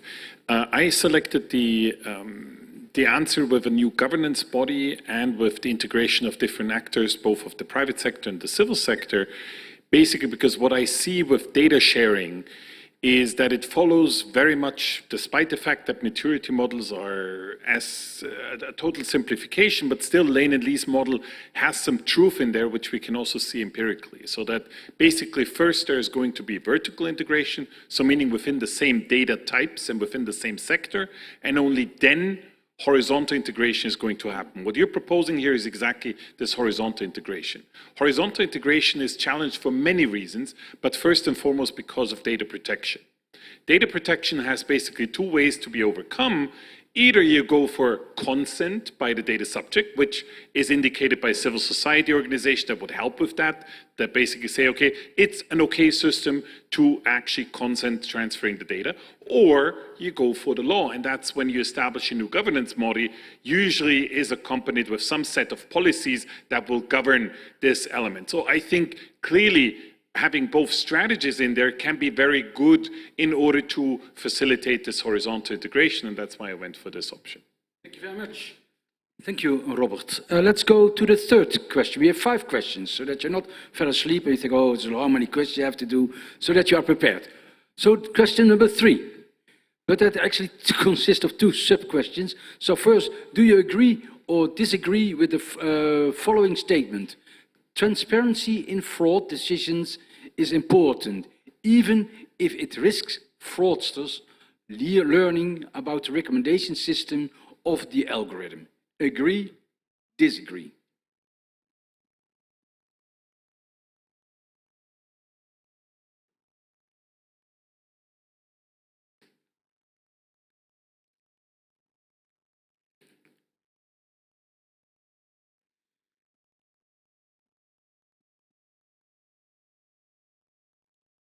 What we see here, we see a vast majority agree. And to be honest, this is 2 questions. So I asked the people from broadcast, could you go now to the next question, please? So do you agree or disagree with the following statement? Transparency of data sources used in fraud decisions is more important than transparency in fraud analytics processes. I bring the introduction to you, Evrim, because you have, and with the team, you try to formulate this question in a two-way approach. So I would like to have your addition to this, and then we can have to open the debate. Thank you, Evrim. Sure, of course. I'm still curious, actually. It is the second question. Is everyone voted? The second question, people disagree with that one. Okay. So for the first question, if I remember correctly, it was very overwhelmingly agree. So the audience, they think the transparency is important, even if it risks fosters learning about the recommendation system of the algorithm. This is interesting because this dilemma, it was coming actually in our the research there, and a couple of participants, they were pointing out we need to be aware of to what extent we are going to be transparent. We do not want to know the risks, the potential fraudster to learn how the algorithm works. But it seems like the transparency, even it can it risks this learning dimensions, it is preferred. So of course, the follow-up question is there, then what we do or what type of is a risk management systems that we can integrate, like in case certain algorithms, certain decision-making processes, they become very much public and it can lead to further fraud there. So how we are going to deal with that? The answer, maybe we can discuss. And in terms of the reflection to the second question, so apparently this is a disagree. So transparency of data sources used in fraud decisions is more important than transparency in fraud analytics processes. So the implications of this question is, so we need to really focus on explainable AI. So it's not only about that we explain and we make it public what type of data sets that we are using for advanced analytics, but we really need to focus on the indicators, the parameters that we use in the advanced analytics processes. So again, this is interesting because it's in combination with the first question. Again, it risks the further fraud, or some fraudsters, they can learn how the algorithm works. So what's going to be the risk management precautions that we need to take in place if we are going to go to that direction, explainable AI? Thank you very much. Pauline. Yes, I hope everyone can hear me. Yes, can hear you very well. So clearly the objective of those questions were to start a reflection between the interplay between transparency, explainability, but also efficiency, because we all know that transparency is important for citizens and for their privacy, but at the same time, it's quite clear that even if we have it is quite clear that transparency can also, for fraudster, it can bring a lot of information on how to how to hack to avoid and to escape the fraud detection system. And it's also important to know in that regard that the GDPR allows for some restriction to the right to information and the right of access. And those restrictions are possible if they are necessary and proportionate in a democratic society for general public interest. And those interests can be the economic and financial interest of the states.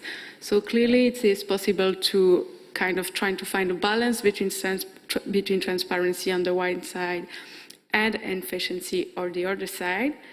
And we can imagine two different ways to do that. A first way is to have less transparency toward all citizens, but have more transparency toward a supervisory body, for example, that would make the control instead of the citizens. But it is important that this supervisory body should exercise a real and effective control, but also that this body is independent.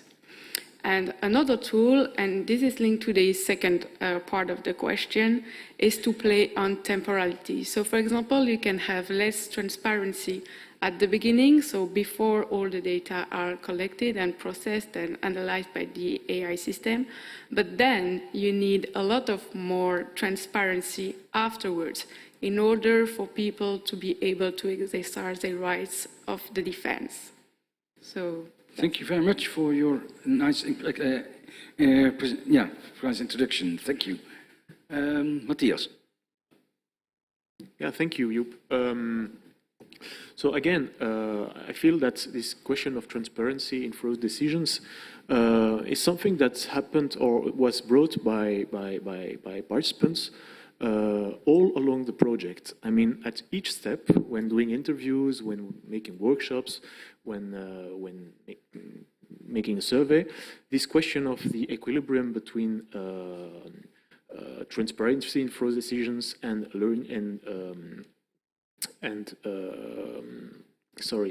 transparency of decisions and effectiveness of algorithms. This was always a great tension among participants about this question. And it's good to have now some feedback about this question because it was still an unsettled question. And so it shows that it is a process that is important to uncover for citizens. What is important is to explain how it works for citizens so they can build some trust in the system, the way it works. And this ties very well with the second part of the question, actually. Just like Pauline explained, we can be more transparent on several specific steps of the process. Okay. Thank you very much. I would like to, George.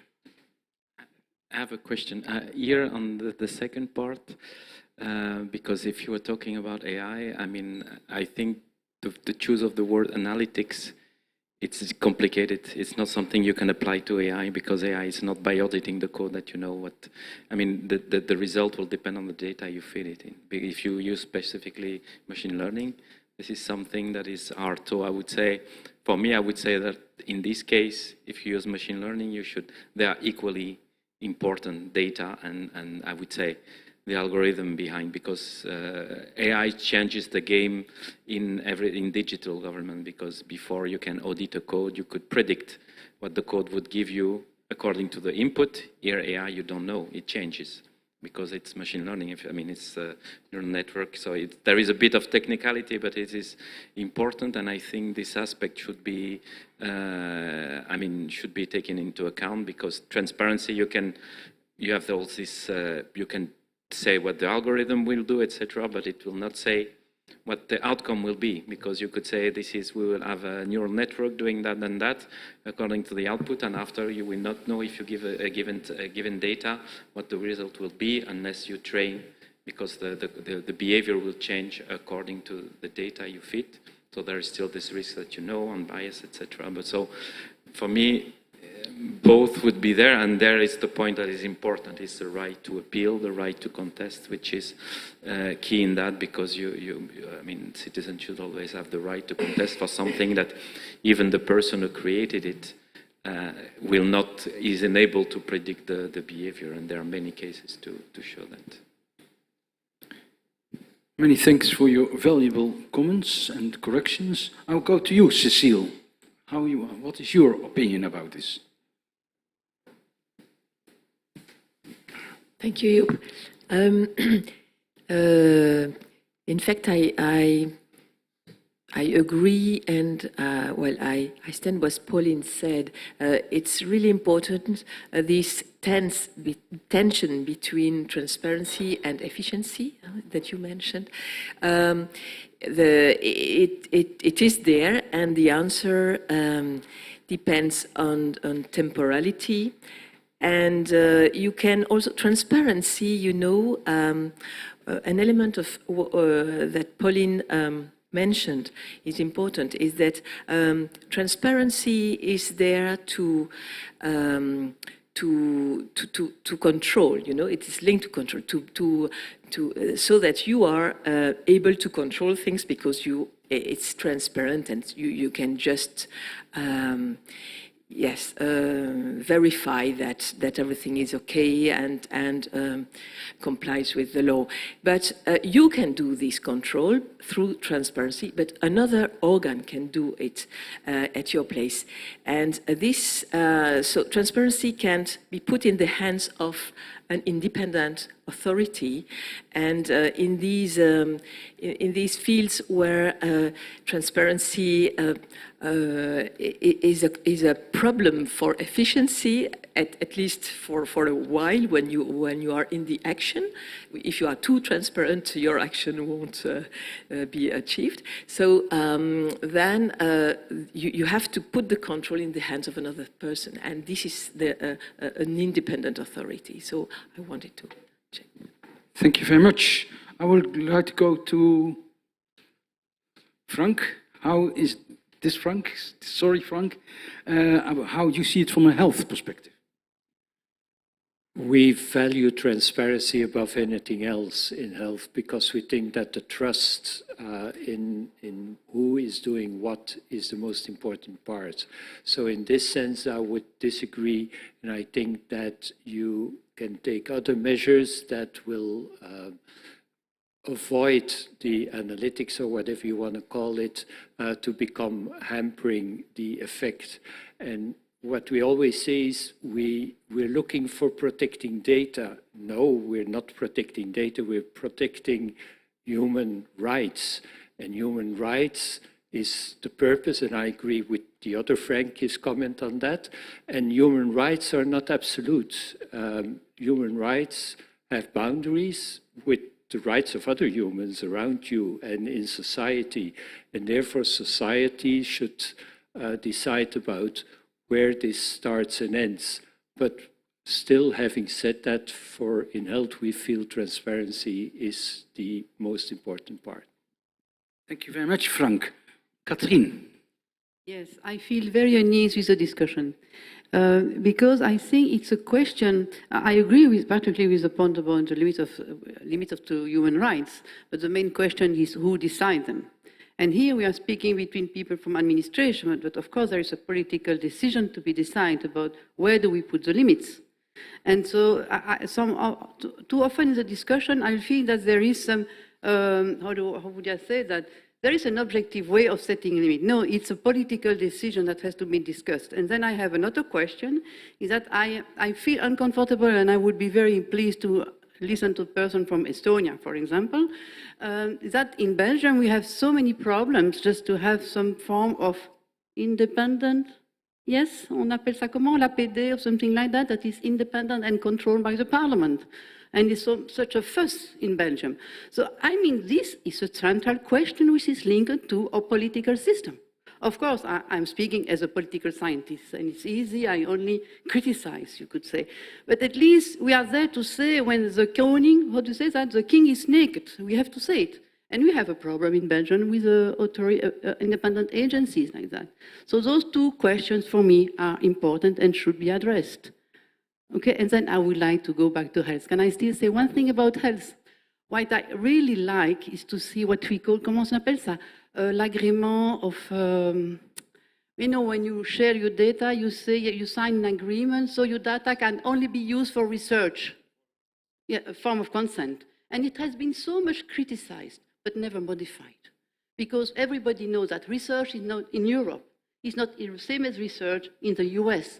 All the agreements around this one word of research, you know, is different, but we never discuss this difference.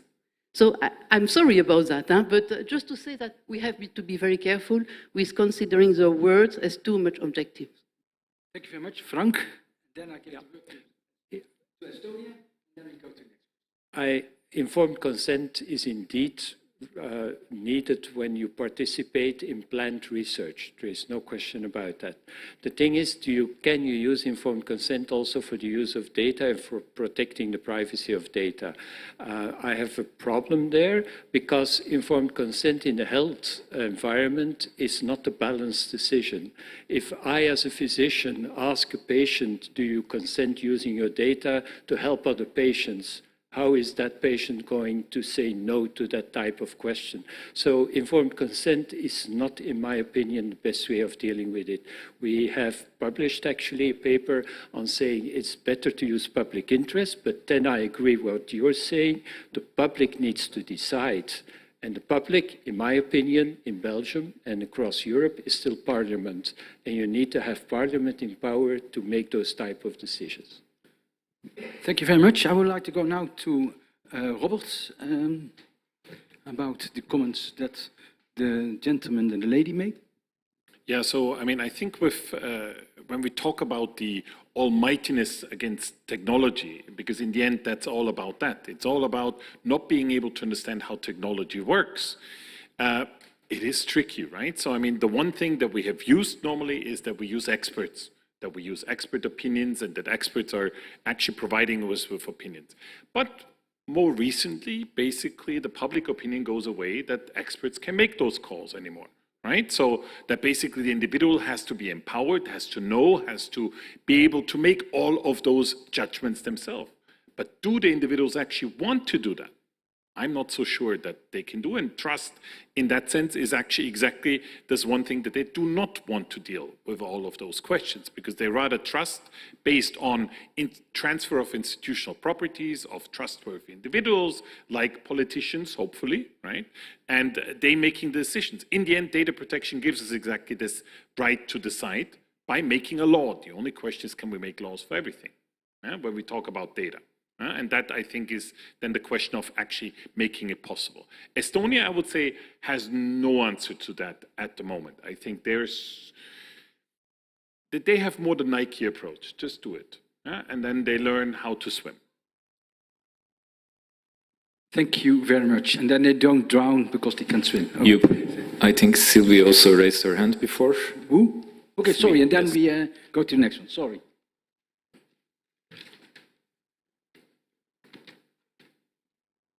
Thank you. So I don't think there necessarily has to be a tension between efficiency and transparency, because as a lawyer, I've been working with data scientists working on explainable AI, and they always ask me, okay, what do you want to explain? Who are the stakeholders? Do you need an explanation for the tax officials working with data analytics, or do you want an explanation for the general public or for the people involved? So I think with explainable AI, maybe there is a solution to enable to give transparency, because I agree transparency is meant to be able to, for people to check whether other rights are not infringed, not violated. But that does not necessarily mean, I think, that you have to give that much explanation that it would not be efficient anymore to give the transparency. So it doesn't necessarily has to be attention, I think. Thank you very much for your wise comments. So let's go to the next question, question number 4, if I remember well. So the private sector actors should participate in maintenance of system infrastructure, data analytics, technology provision for data collection analysis, platform management, preparation of guidelines and regulations in data exchanges, and explanation of advanced analytic results. And I don't know if there are more below that I can't read here. One person and everything is one. Wow.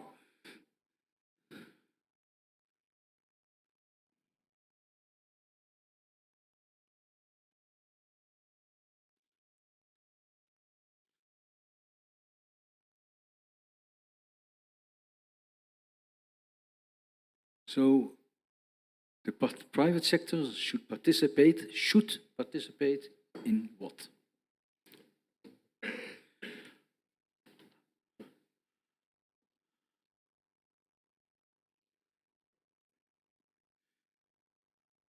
I'm sorry, dear panel members, that you have to have after tonight you have problems with your neck, but okay.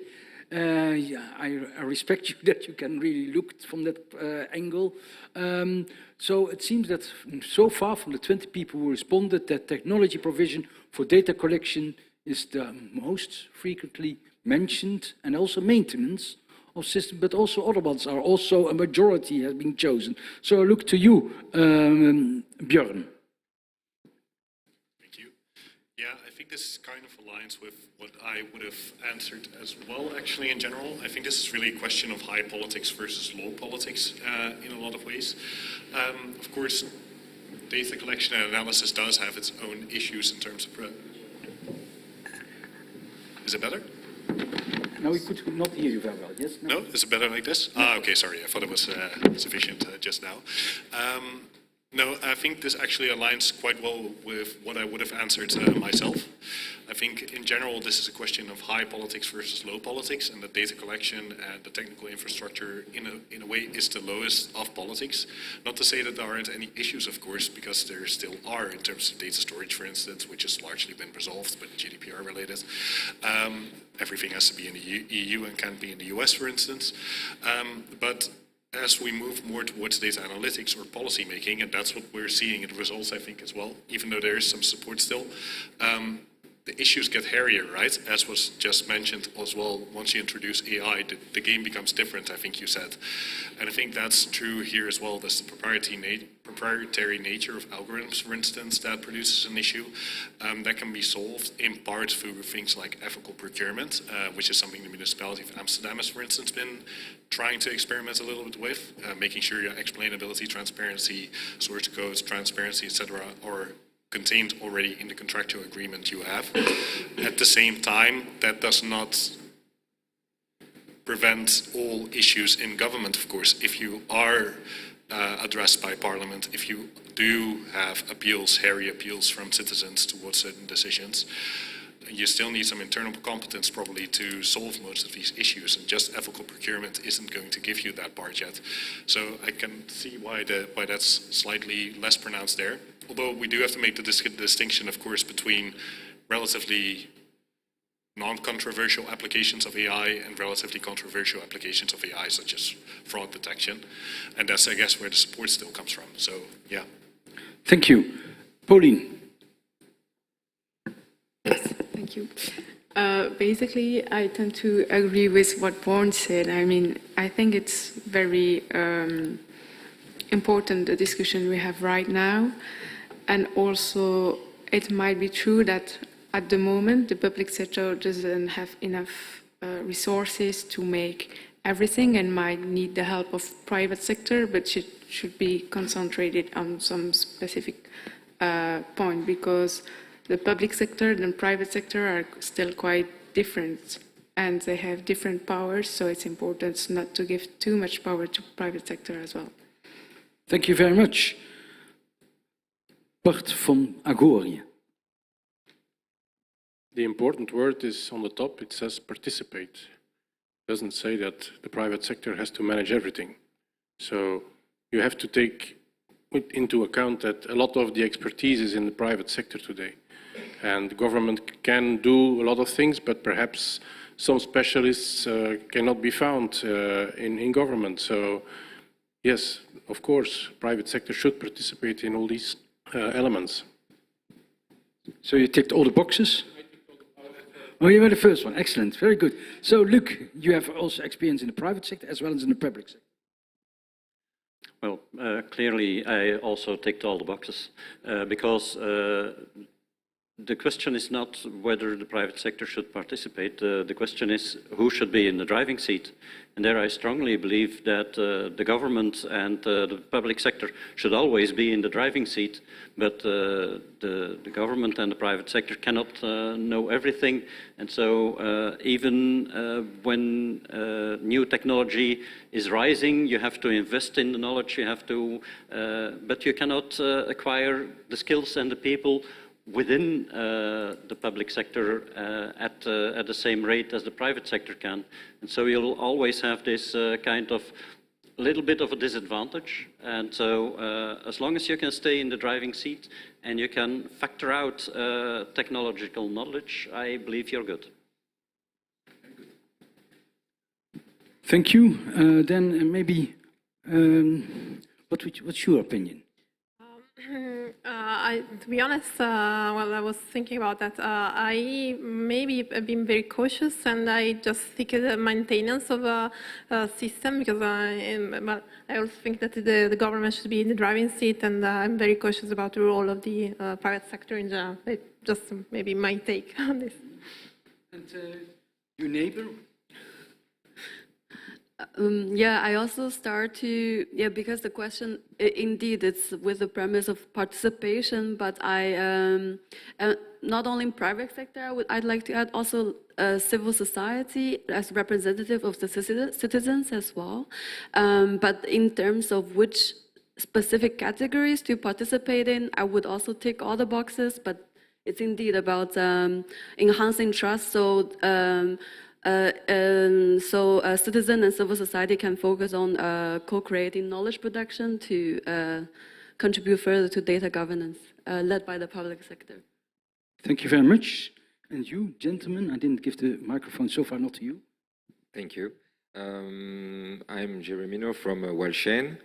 We are a think tank, a blockchain think tank in Wallonia. So yes, I think that we talk a lot about public and private, but I want to talk about the people. I'm a coach expert in development, so there are big difference between generation. For example, my kids, transparency, and it's very important for my kid, but for my father, no. When they receive the paper from the States, they sign, and okay, I have a confidence, 1% confidence on the government. So I think we have to think about generation Alpha, generation Gen Z. Never think like silent generation or boomers. Thank you very much. So let's go to the last and final question. Joep, yeah? Maybe Bjorn wants to comment. Yeah, and then we go to the next question. But Bjorn, you can add, and then we go. People can already start working on and thinking about what the federal government should do. But please, the floor is yours. Yeah, just a brief addition to that entire thing. One tiny but there. I understand the necessity of including the private sector, especially given their additional competences there. One thing you might want to take into account, and Evrim actually reminded me of that just now, is one of the things we noticed in the surveys is that, for instance, variables such as privacy concern towards private sector actors is far larger than towards the public sector. Now you can counter that by saying, okay, but the private sector entity that's doing the analysis only has anonymized data, only has access to the mainframe, blah, blah, blah. A citizen doesn't know that. They won't know that, and they won't evaluate you on the basis of that safety measure either. So the fact that they get coupled makes it into a trust chain, which might, in some very sensitive applications, and that's the one but that's essential here, of course, this is about things like fraud detection, benefits allocation, really the difficult cases, as it were, in terms of legitimacy. That could be an issue, I think. Thank you very much.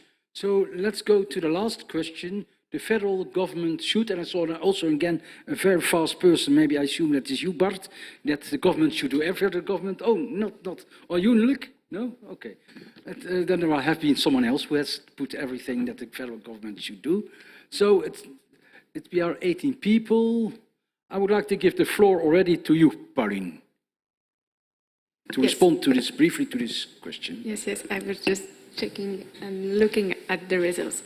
So clearly, for what concern regulatory sandboxes, I think it came from the Living Lab that Matthias did, that it was something important, or at least a tool that people are attracted by. And at the moment, it doesn't exist in Belgium regarding privacy, at least as far as I know. But of course, it is important to have such compliance tool before the systems that are detecting fraud are widely used, because it can be really enlightening to know where are the problems, where are the issues regarding GDPR compliance. And for what concerns the guidelines for the use of advanced analytic in public services, the idea of that proposition was to say that, okay, the GDPR exists and we have a law in Belgium also regarding data protection, but it's sometimes very difficult to implement and to know really how to make it and how to make an efficient system and a system that is GDPR compliant.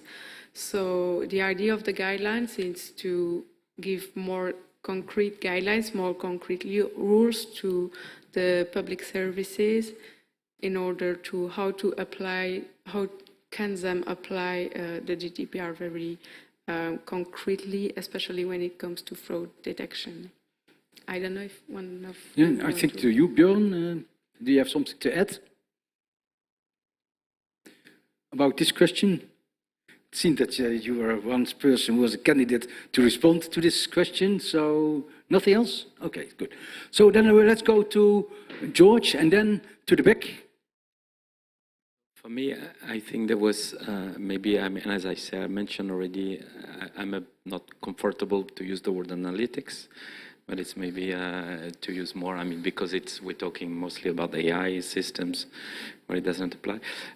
About the legal framework for ethical procurement, so, I mean, we would say also, this I would put also train people how to, because, I mean, it's also because we start working on it in the Commission about trustworthy procurement of AI. So it means that when the public administration must procure AI solution, that they know what they're procuring, they know, so a set of guidelines. It's not as a, per se a legal framework, but it's more how to trust what are the questions you should ask.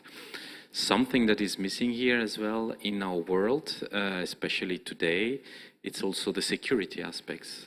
Because here, I mean, as you know, there is espionage. We know that there are data leaks from, for example, health data to certain insurance companies, etc. So these are things that needs also to be taken into account, because everything, you can have everything secure into a contract, but if you're talking about espionage, it's illegal by definition. So there are things that are illegal, and we must also take the necessary measure that to avoid leaks, etc. So I think it's equally important when you procure as well. And there is a link to the legal aspect, because I mean, we know, for example, on cloud solutions that this is something we're working as well on how to procure secure cloud solution for public administration, because you can have a contract with an American company, but you have the cloud out. So if the Americans, they want to have access to the data, they can, or other solution provider, not to target a particular country, but it's something we have also, it's very important, especially when you're talking about health data. I think it's the data that is very valuable for intelligence, I suppose. Thank you very much. Robert. Everything. Yeah, very easy. I mean, I think every single one of those initiatives is important. The only problem then is prioritization, right? And I think we got that now. Thank you very much. I go to the back.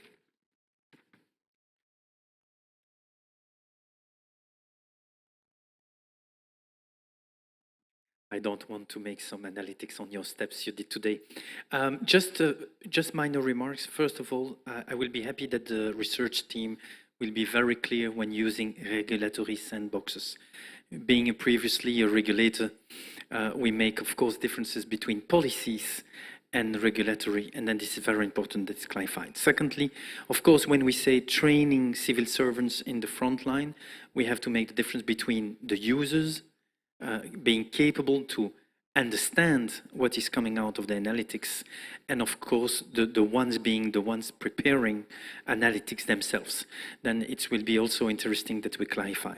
And last but not least, I think that ethical procurement in the legal framework, we have of course to extend to what extent, and obviously it's not only Belgium federal government who should be involved. Procurement is also at different levels for different applications. Let's make sure that we keep this in mind, especially with some verticals being the responsibilities of local, of regional government. Thank you. Thank you. Christine, do you have something to add? Not specifically. I just wanted to, on the point of the ethical procurement, signal that we last summer published the first request for proposal, in which we took the 7 Altai principles for ethical and trustworthy AI and put them in there, and basically asked the suppliers who made an offer that they, as a minimal requirement, really had to say that they were supporting those principles. Of course, it has no legal value, but it gave us, procurement told us, some leverage if ever there would be a problem, that we could say, yes, but in your offer you claimed the opposite. So we're taking small steps in a very practical way, but we are working in that direction. Thank you. Something to add, Frank? Well, for me, this question, there are 2 parts in this question. On one side is the legislation, that for me, by definition, it should be the responsibility of public sector, or at least the end responsibility, the end decision should be there. And on the training side, it's so obvious that data is the #1 product now that we need to deal with. So everybody should be capable of analyzing that and knowing what the added value is you can take out of there. So I ticked all the boxes. You ticked all the boxes. Marianne, did you tick all the boxes? I think that all items are important, and I quite agree with the role of the public service to establish guidelines and frameworks. Thank you. What you have to add? Not much, but I've taken just 3 of them, what I think are the most important, but all are important. So the first one, yes, establish new guidelines for advanced analytics, also establish a legal framework for regulatory sandboxes, and also train frontline civil servants. To me, it's very important because they are the ones who will give the most valuable information about how to build something efficient, ethical. I mean by frontline civil servants, the people who will use the system. Thank you. With this wise words, oh no, let's the last words, but then maybe Evrim, you can prepare, maybe give a short summary, but after Bjorn has given a final word. Sorry for always being annoying at the end. No, you are. No, the one thing I would personally say is one of the most important ones on here. Of course, they're all relatively important. It's actually training the judiciary, and that's one part where we haven't really discussed so much about. I guess also politicians in that regard, and that's mainly because most of the accountability lines in this specific area are almost broken, as it were. If you're a civil society organization attempting to get to challenge a certain piece of legislation underlying a new, I don't know, data exchange, AI processing, whatever is happening, you're kind of facing an uphill battle where you're first stuck explaining to a judge exactly what the system does, what it implies, that if you have 10 categories of data and you combine them, yes, it may be anonymous, but I can still figure out who exactly it is, for instance. Those types of issues are, of course, all involved in there. And the fact that currently there's not so much of a specialization in that area, also among politicians, means that the agenda-setting process of infringements here, or potential scandals at least, isn't sufficient, as it were. So in that sense, the regular accountability process we would have for other policies is almost absent. And that's a major challenge, I think, towards the future. Thank you. Matthias, you have the final word then. I'm just really glad that the topic of the training of frontline civil servants was brought to the discussion and was ranked relatively high in the choices, because that was an element that we didn't talk about during this presentation, and I have the sense that many stakeholders with whom we worked said that these are also the frontline work, the frontline civil servants are those who will have to explain the processes to citizens. So it is very important that they understand the tools they are using so they can explain the processes, be transparent about these tools to citizens, with citizens. Thank you very much. With this, I would like to close this panel session. According to the program, we should have a coffee break, and I think all we need is a coffee break and to have a caffeine kick, but I would propose that we skip the one. And that we go, but also a very brief summary, not 50 minutes, Evrim, but that because we are all desperately want to hear from Boza, from Jacques Amande. So, and then we all, I think, also we are interested in the reception afterwards. So I think, if you all agreed, and maybe you're not angry about me, that you said, hey, I definitely need coffee. If you really want coffee, there is coffee there. You can go by yourself, but I would recommend that we listen now to Evrim to summarize it, and then give the word to Jacques Amande. I hope that's okay for you. Yeah? Okay, let's, Evelyn. Just by taking into account our time limitation, I'm not going to spend time on summary. I think it was a very interesting debate, and we really appreciated your input, reflections on some topics, some dilemmas that we faced as part of our research. I would just say that we noted down. We noted down both the responses and also your inputs, your positions, and we are going to include them, reflect on them on the preparation of the final policy reports and on our final report. course of the project. And thank you very much. Okay, that was quite short. Thank you. I see that people appreciate that you are so short. Let's go to the next presentation. Where is Jacques Amande? 2 minutes. Okay, he wants to build up the tension. So I think here, let's go to the. Thank you for participating.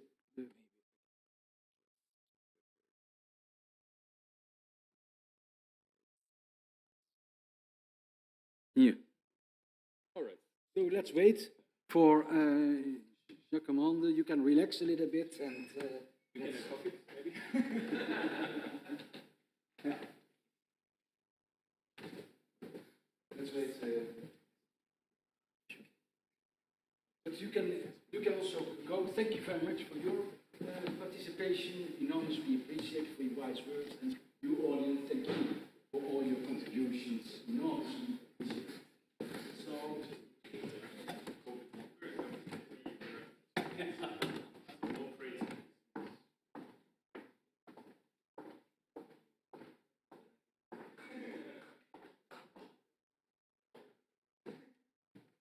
So thank you. We are all desperately waiting because it's such an important talk. So I would like to give the final word to Jacques Amande, who is since September 2021, he is Director General of Digital Information at BOSA, Belgian Policy and Support of the Federal Public Service. He acquired sound experience in public as well as in private, national as well as international business management. For example, he worked, and I have a long list, he worked for European Regulatory Group for Postal Services, Belgian Institute for Postal Services and Telecommunication, Universal Postal Union, Proximus, Federal Public Service Staff and Organization Service, and Cisco Systems, and I could go on and go on. Sorry, I will be brief, I have to say. And interesting is also to note that Jacques Amande has a Master in Industrial Organizational Psychology at the ULB, Free University of Brussels. So the floor is yours, Jacques.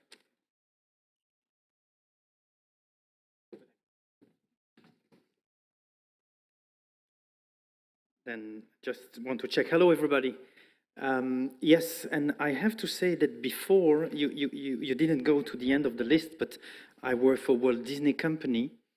And when I worked for Walt Disney Company, I worked on some analytics, because one of the key things we try to figure out is that when we have a movie title with some actors and we have a subject, we want to predict at that time how many money we will do with this movie. And I remember when we work on Toy Story, if you know all those Toy Story, we said we have a revolution in the animated movie. And we have been disappointed because we came too early on the market with this movie, and then analytics were very important. The movie was definitely good, but a bit too early because people were used to have that. Another secret I will share before I'm taking all the time and say, oh, this guy is talking too much, and we want to make sure that we will have the coffee, and you will have it.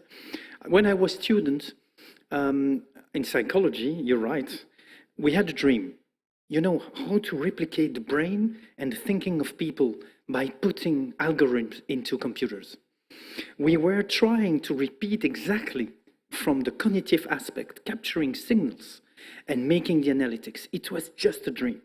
And then we put immediately our research in practice by building the first machine-to-machine system, learning how to prepare cocktails. And as students, I tell you, we have been so good to prepare cocktails with machines. We wanted to have a specific color, a specific taste, and we let the machine running, and then the machine was telling us, you put so much of this, so much of that, and you will have the color, and you will have the taste. And I'm talking here about, not 5 years ago, but about 30 years ago. And then we had the dreams. Ladies and gentlemen, we had an unbelievable acceleration in the bad news, acceleration of the digital. Everything became the new normal in digitalization. And thanks to that, what we were believing was taking months of years to introduce new technology took sometimes days. we were capable to deploy solutions together in the networks in just few days' time. I remember when we were using, and I don't want to make too much brandings, about, for example, Teams, which we are using, or Zoom, and so on. We will train the people, we will explain, it's not controlled, blah, blah, blah. And just 3 days, during the COVID crisis when we started, we just put just few days to put that in place, and the people were using it. When we were facing the virus in the crisis center, I was still working for the regulator. We were, of course, looking to how to prevent and to fight against COVID. And one of the key things was to collect data and try to predict behaviors and, you know, the fast expanding virus into the population and so on. And we were just facing dilemma.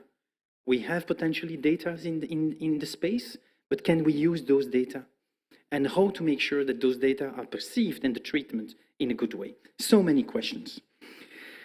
Then with the mobile phone, and you know, you all have a mobile phone and we use it, everything changed. We are mobile, we are everywhere, we are exchanging a tremendous amount of data every day between users, and you know that, but also with the network.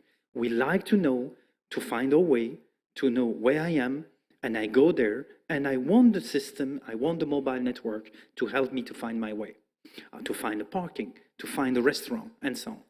Then again, when we talk about data, intelligence, and so on, in some cases, it looks like so obvious that we can share and get service in return, and in some cases, we have so much questions.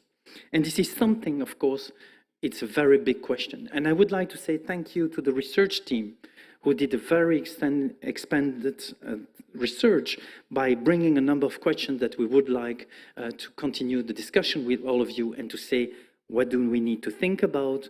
And not necessarily agree with everything, but at least raise the question and trying to achieve that. Then just to give you an idea, the digital became so normal that obviously the digital solution we have, the famous EID, was expanding so much. You are using authentication as hell. At the time I'm speaking, we have between 5,000 and 10,000 authentication per minute using traditional EID or using traditional systems like we have It's Me and so on. And when we talk about the data, and I'm saying thank you very much to my colleagues from the regions and other organizations, we have service integrator.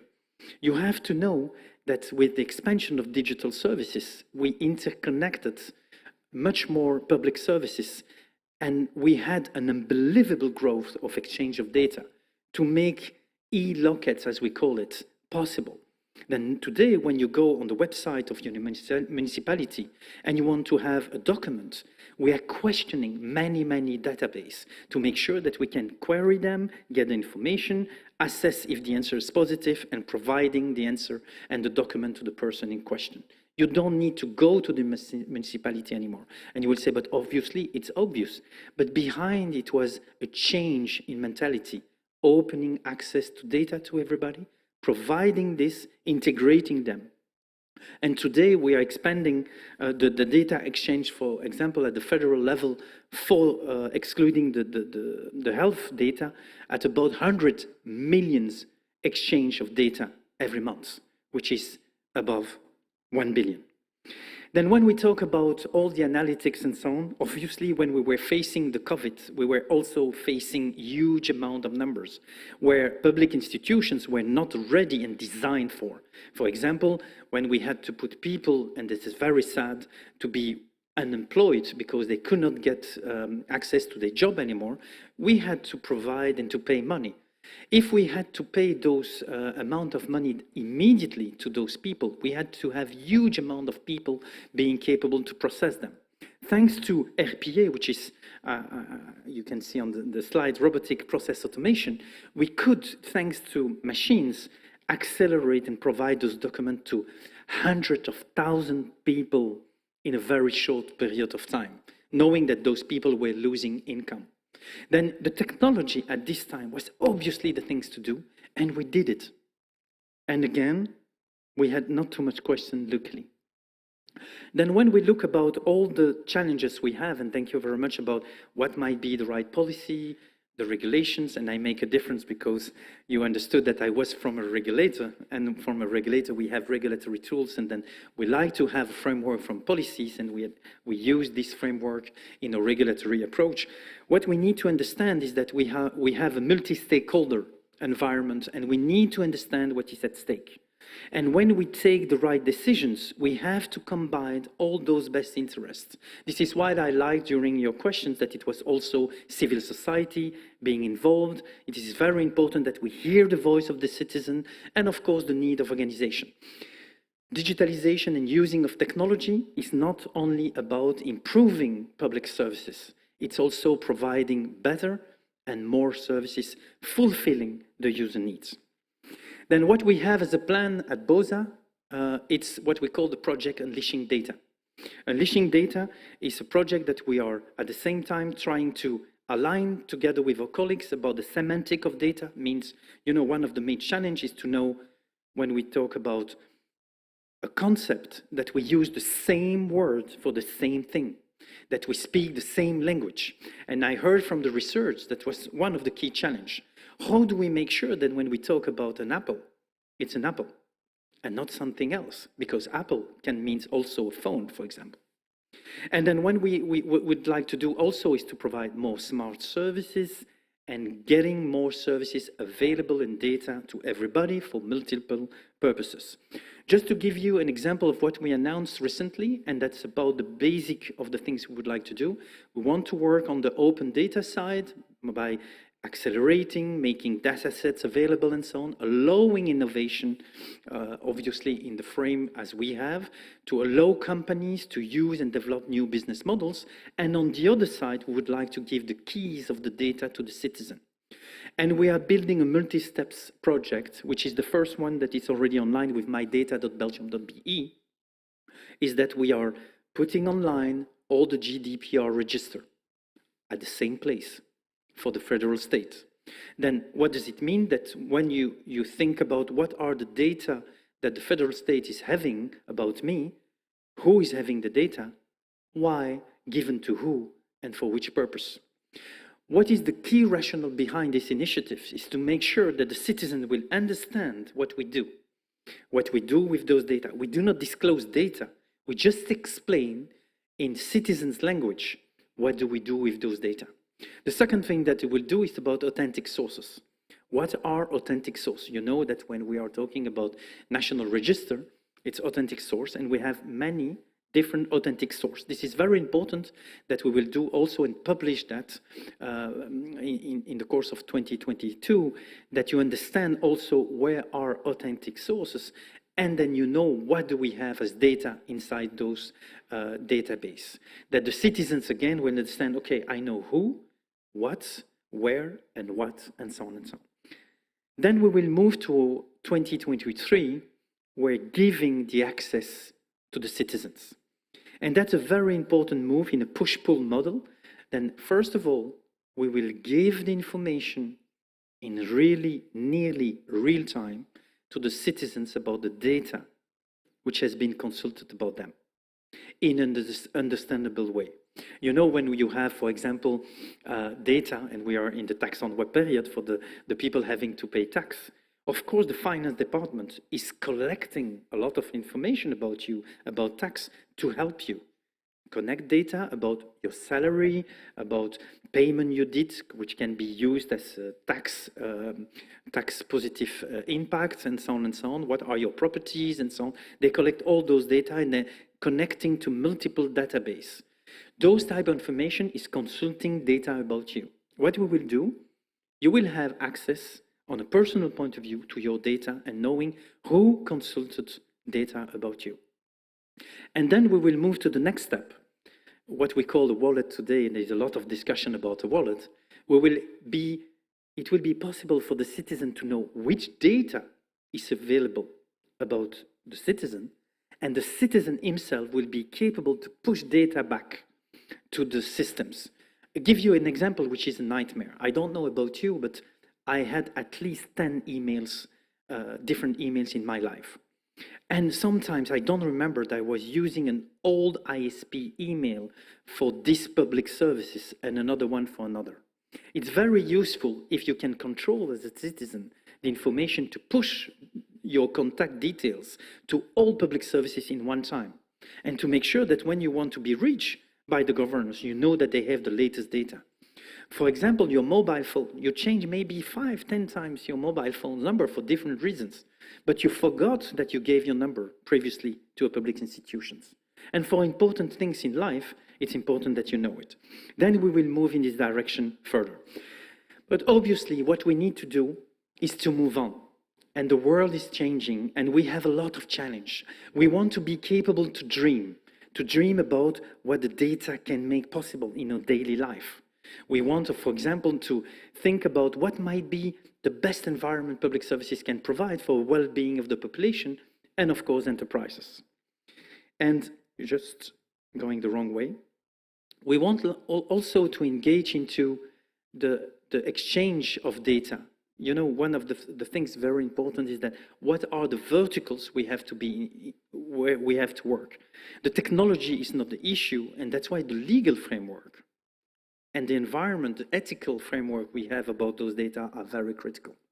But if we look about the technology, about public safety, for example, about cybersecurity, which is very important today, but also in general about finance and about how we can anticipate and help the citizens and companies and enterprise in general development, it's something we can definitely do something today, but carefully, obviously.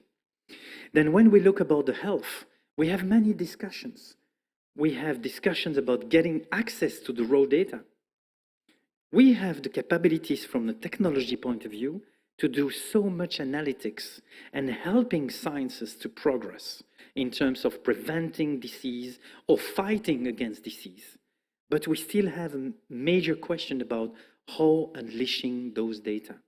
And this is, of course, very important that authorities, Parliament, European level and so on will continue to discuss that, how to protect the privacy and at the same time helping the society to fight against main challenges. Then in the daily life, we have to know that, and I'm looking to Estonia because it quite often is an example, and sometimes we're a bit jealous, let's be honest with that. But obviously, in the traditional daily life, we have many tools, and we are used now to live differently. And then because of that, technology in general, artificial intelligence and everything which could be used directly under the name artificial intelligence or blockchain and so on, is something we need to use for multiple purposes. Working, living, playing, but also protecting. We have to think about how do we allow interaction with citizens. Today, technology allows us to interact. We can talk with in airport to a screen and exchange data immediately. We can also help to manage the flows of people in airports and so on and improve the mobility in general. And when we still do not have 5G today, but when we'll have 6G with augmented humans, we'll have more embedded technology on people and how we will manage that. What we will do with those data, providing new services to citizens in general. Then we are facing a huge amount of challenges at BOSA, but not necessarily BOSA, also together with enterprise, with everything in cloud, zero trust networks, AI, and many, many other technologies that we will have to integrate proactively, or at least to integrate them into our processes. And the new challenges we have is definitely something I would like researchers to go further into how to advise us depending the level of the ladder where you are. If we would like to provide, for example, more citizen engagement, if we would like to provide fraud detection, if we would like to provide more business process automation, it will require different level of intelligence, control, uncontrolled, verified, unverified, of self-learning systems. And we need to understand how do we manage that? Do we have to be everywhere with rules? Or can we just say, up to this level, we don't need rules at all, allowing innovation? And if needed, we have maybe to take measures to challenge that because we believe that it's going too far. But we need researchers to help us. Is it a question of letter or like I hear quite often, generic, or AI, we need rules, or analytics, we need that. Maybe not at all level. Ladies and gentlemen, trust is critical. If we don't have trust, we will not allow the society to move on. This is why at BOSA and also with the State Secretary, Mr. Mathieu Michel, we want to make sure that we will go and fulfill all the steps. We want to have trust into public services by being transparent. We want to make sure that we are inclusive, allowing access and usage of public services in the digital world for everybody, that they are secured and protecting your data. It's something very important. At the time I'm speaking, we probably stopped at least 50 attacks against public infrastructure. It's just a reality, and not only to public sector, also to companies. It's a fact, it's real, it's today. We need to make sure that we invest enough in this case. Then just to say that as a public services, we need to scale, we need to accelerate, we need to have challenges by introducing all those technologies, at the same time keeping the legacy, replacing them from time to time, reducing the cost, because I hear quite often it costs too much money, and so on and so on, then a lot of challenges. And ladies and gentlemen, it's not only about technology, it's also about culture. It's about how you will be living that every day. And it's not because it's public services that it's less good than other services. Let's build this world together in the future and to make sure that tomorrow was yesterday. Thank you.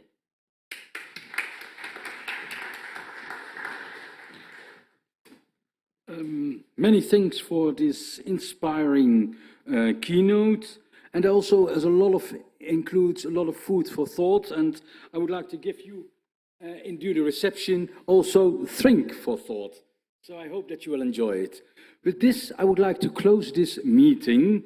I would like to thank you, participants, for joining this afternoon. I would like to thank the team of DIGI4FED, and also I'm delighted that we organized a physical event, although I know that other half is following it almost online, but I think this was good that we started with a physical meeting. It's good to know that we started 2 years ago on the 9th of March 2020. That was the only time that I saw you physically, and now for the most of my partners, I see them after 2 years for the second time in a project back again. So that's quite a unique feeling.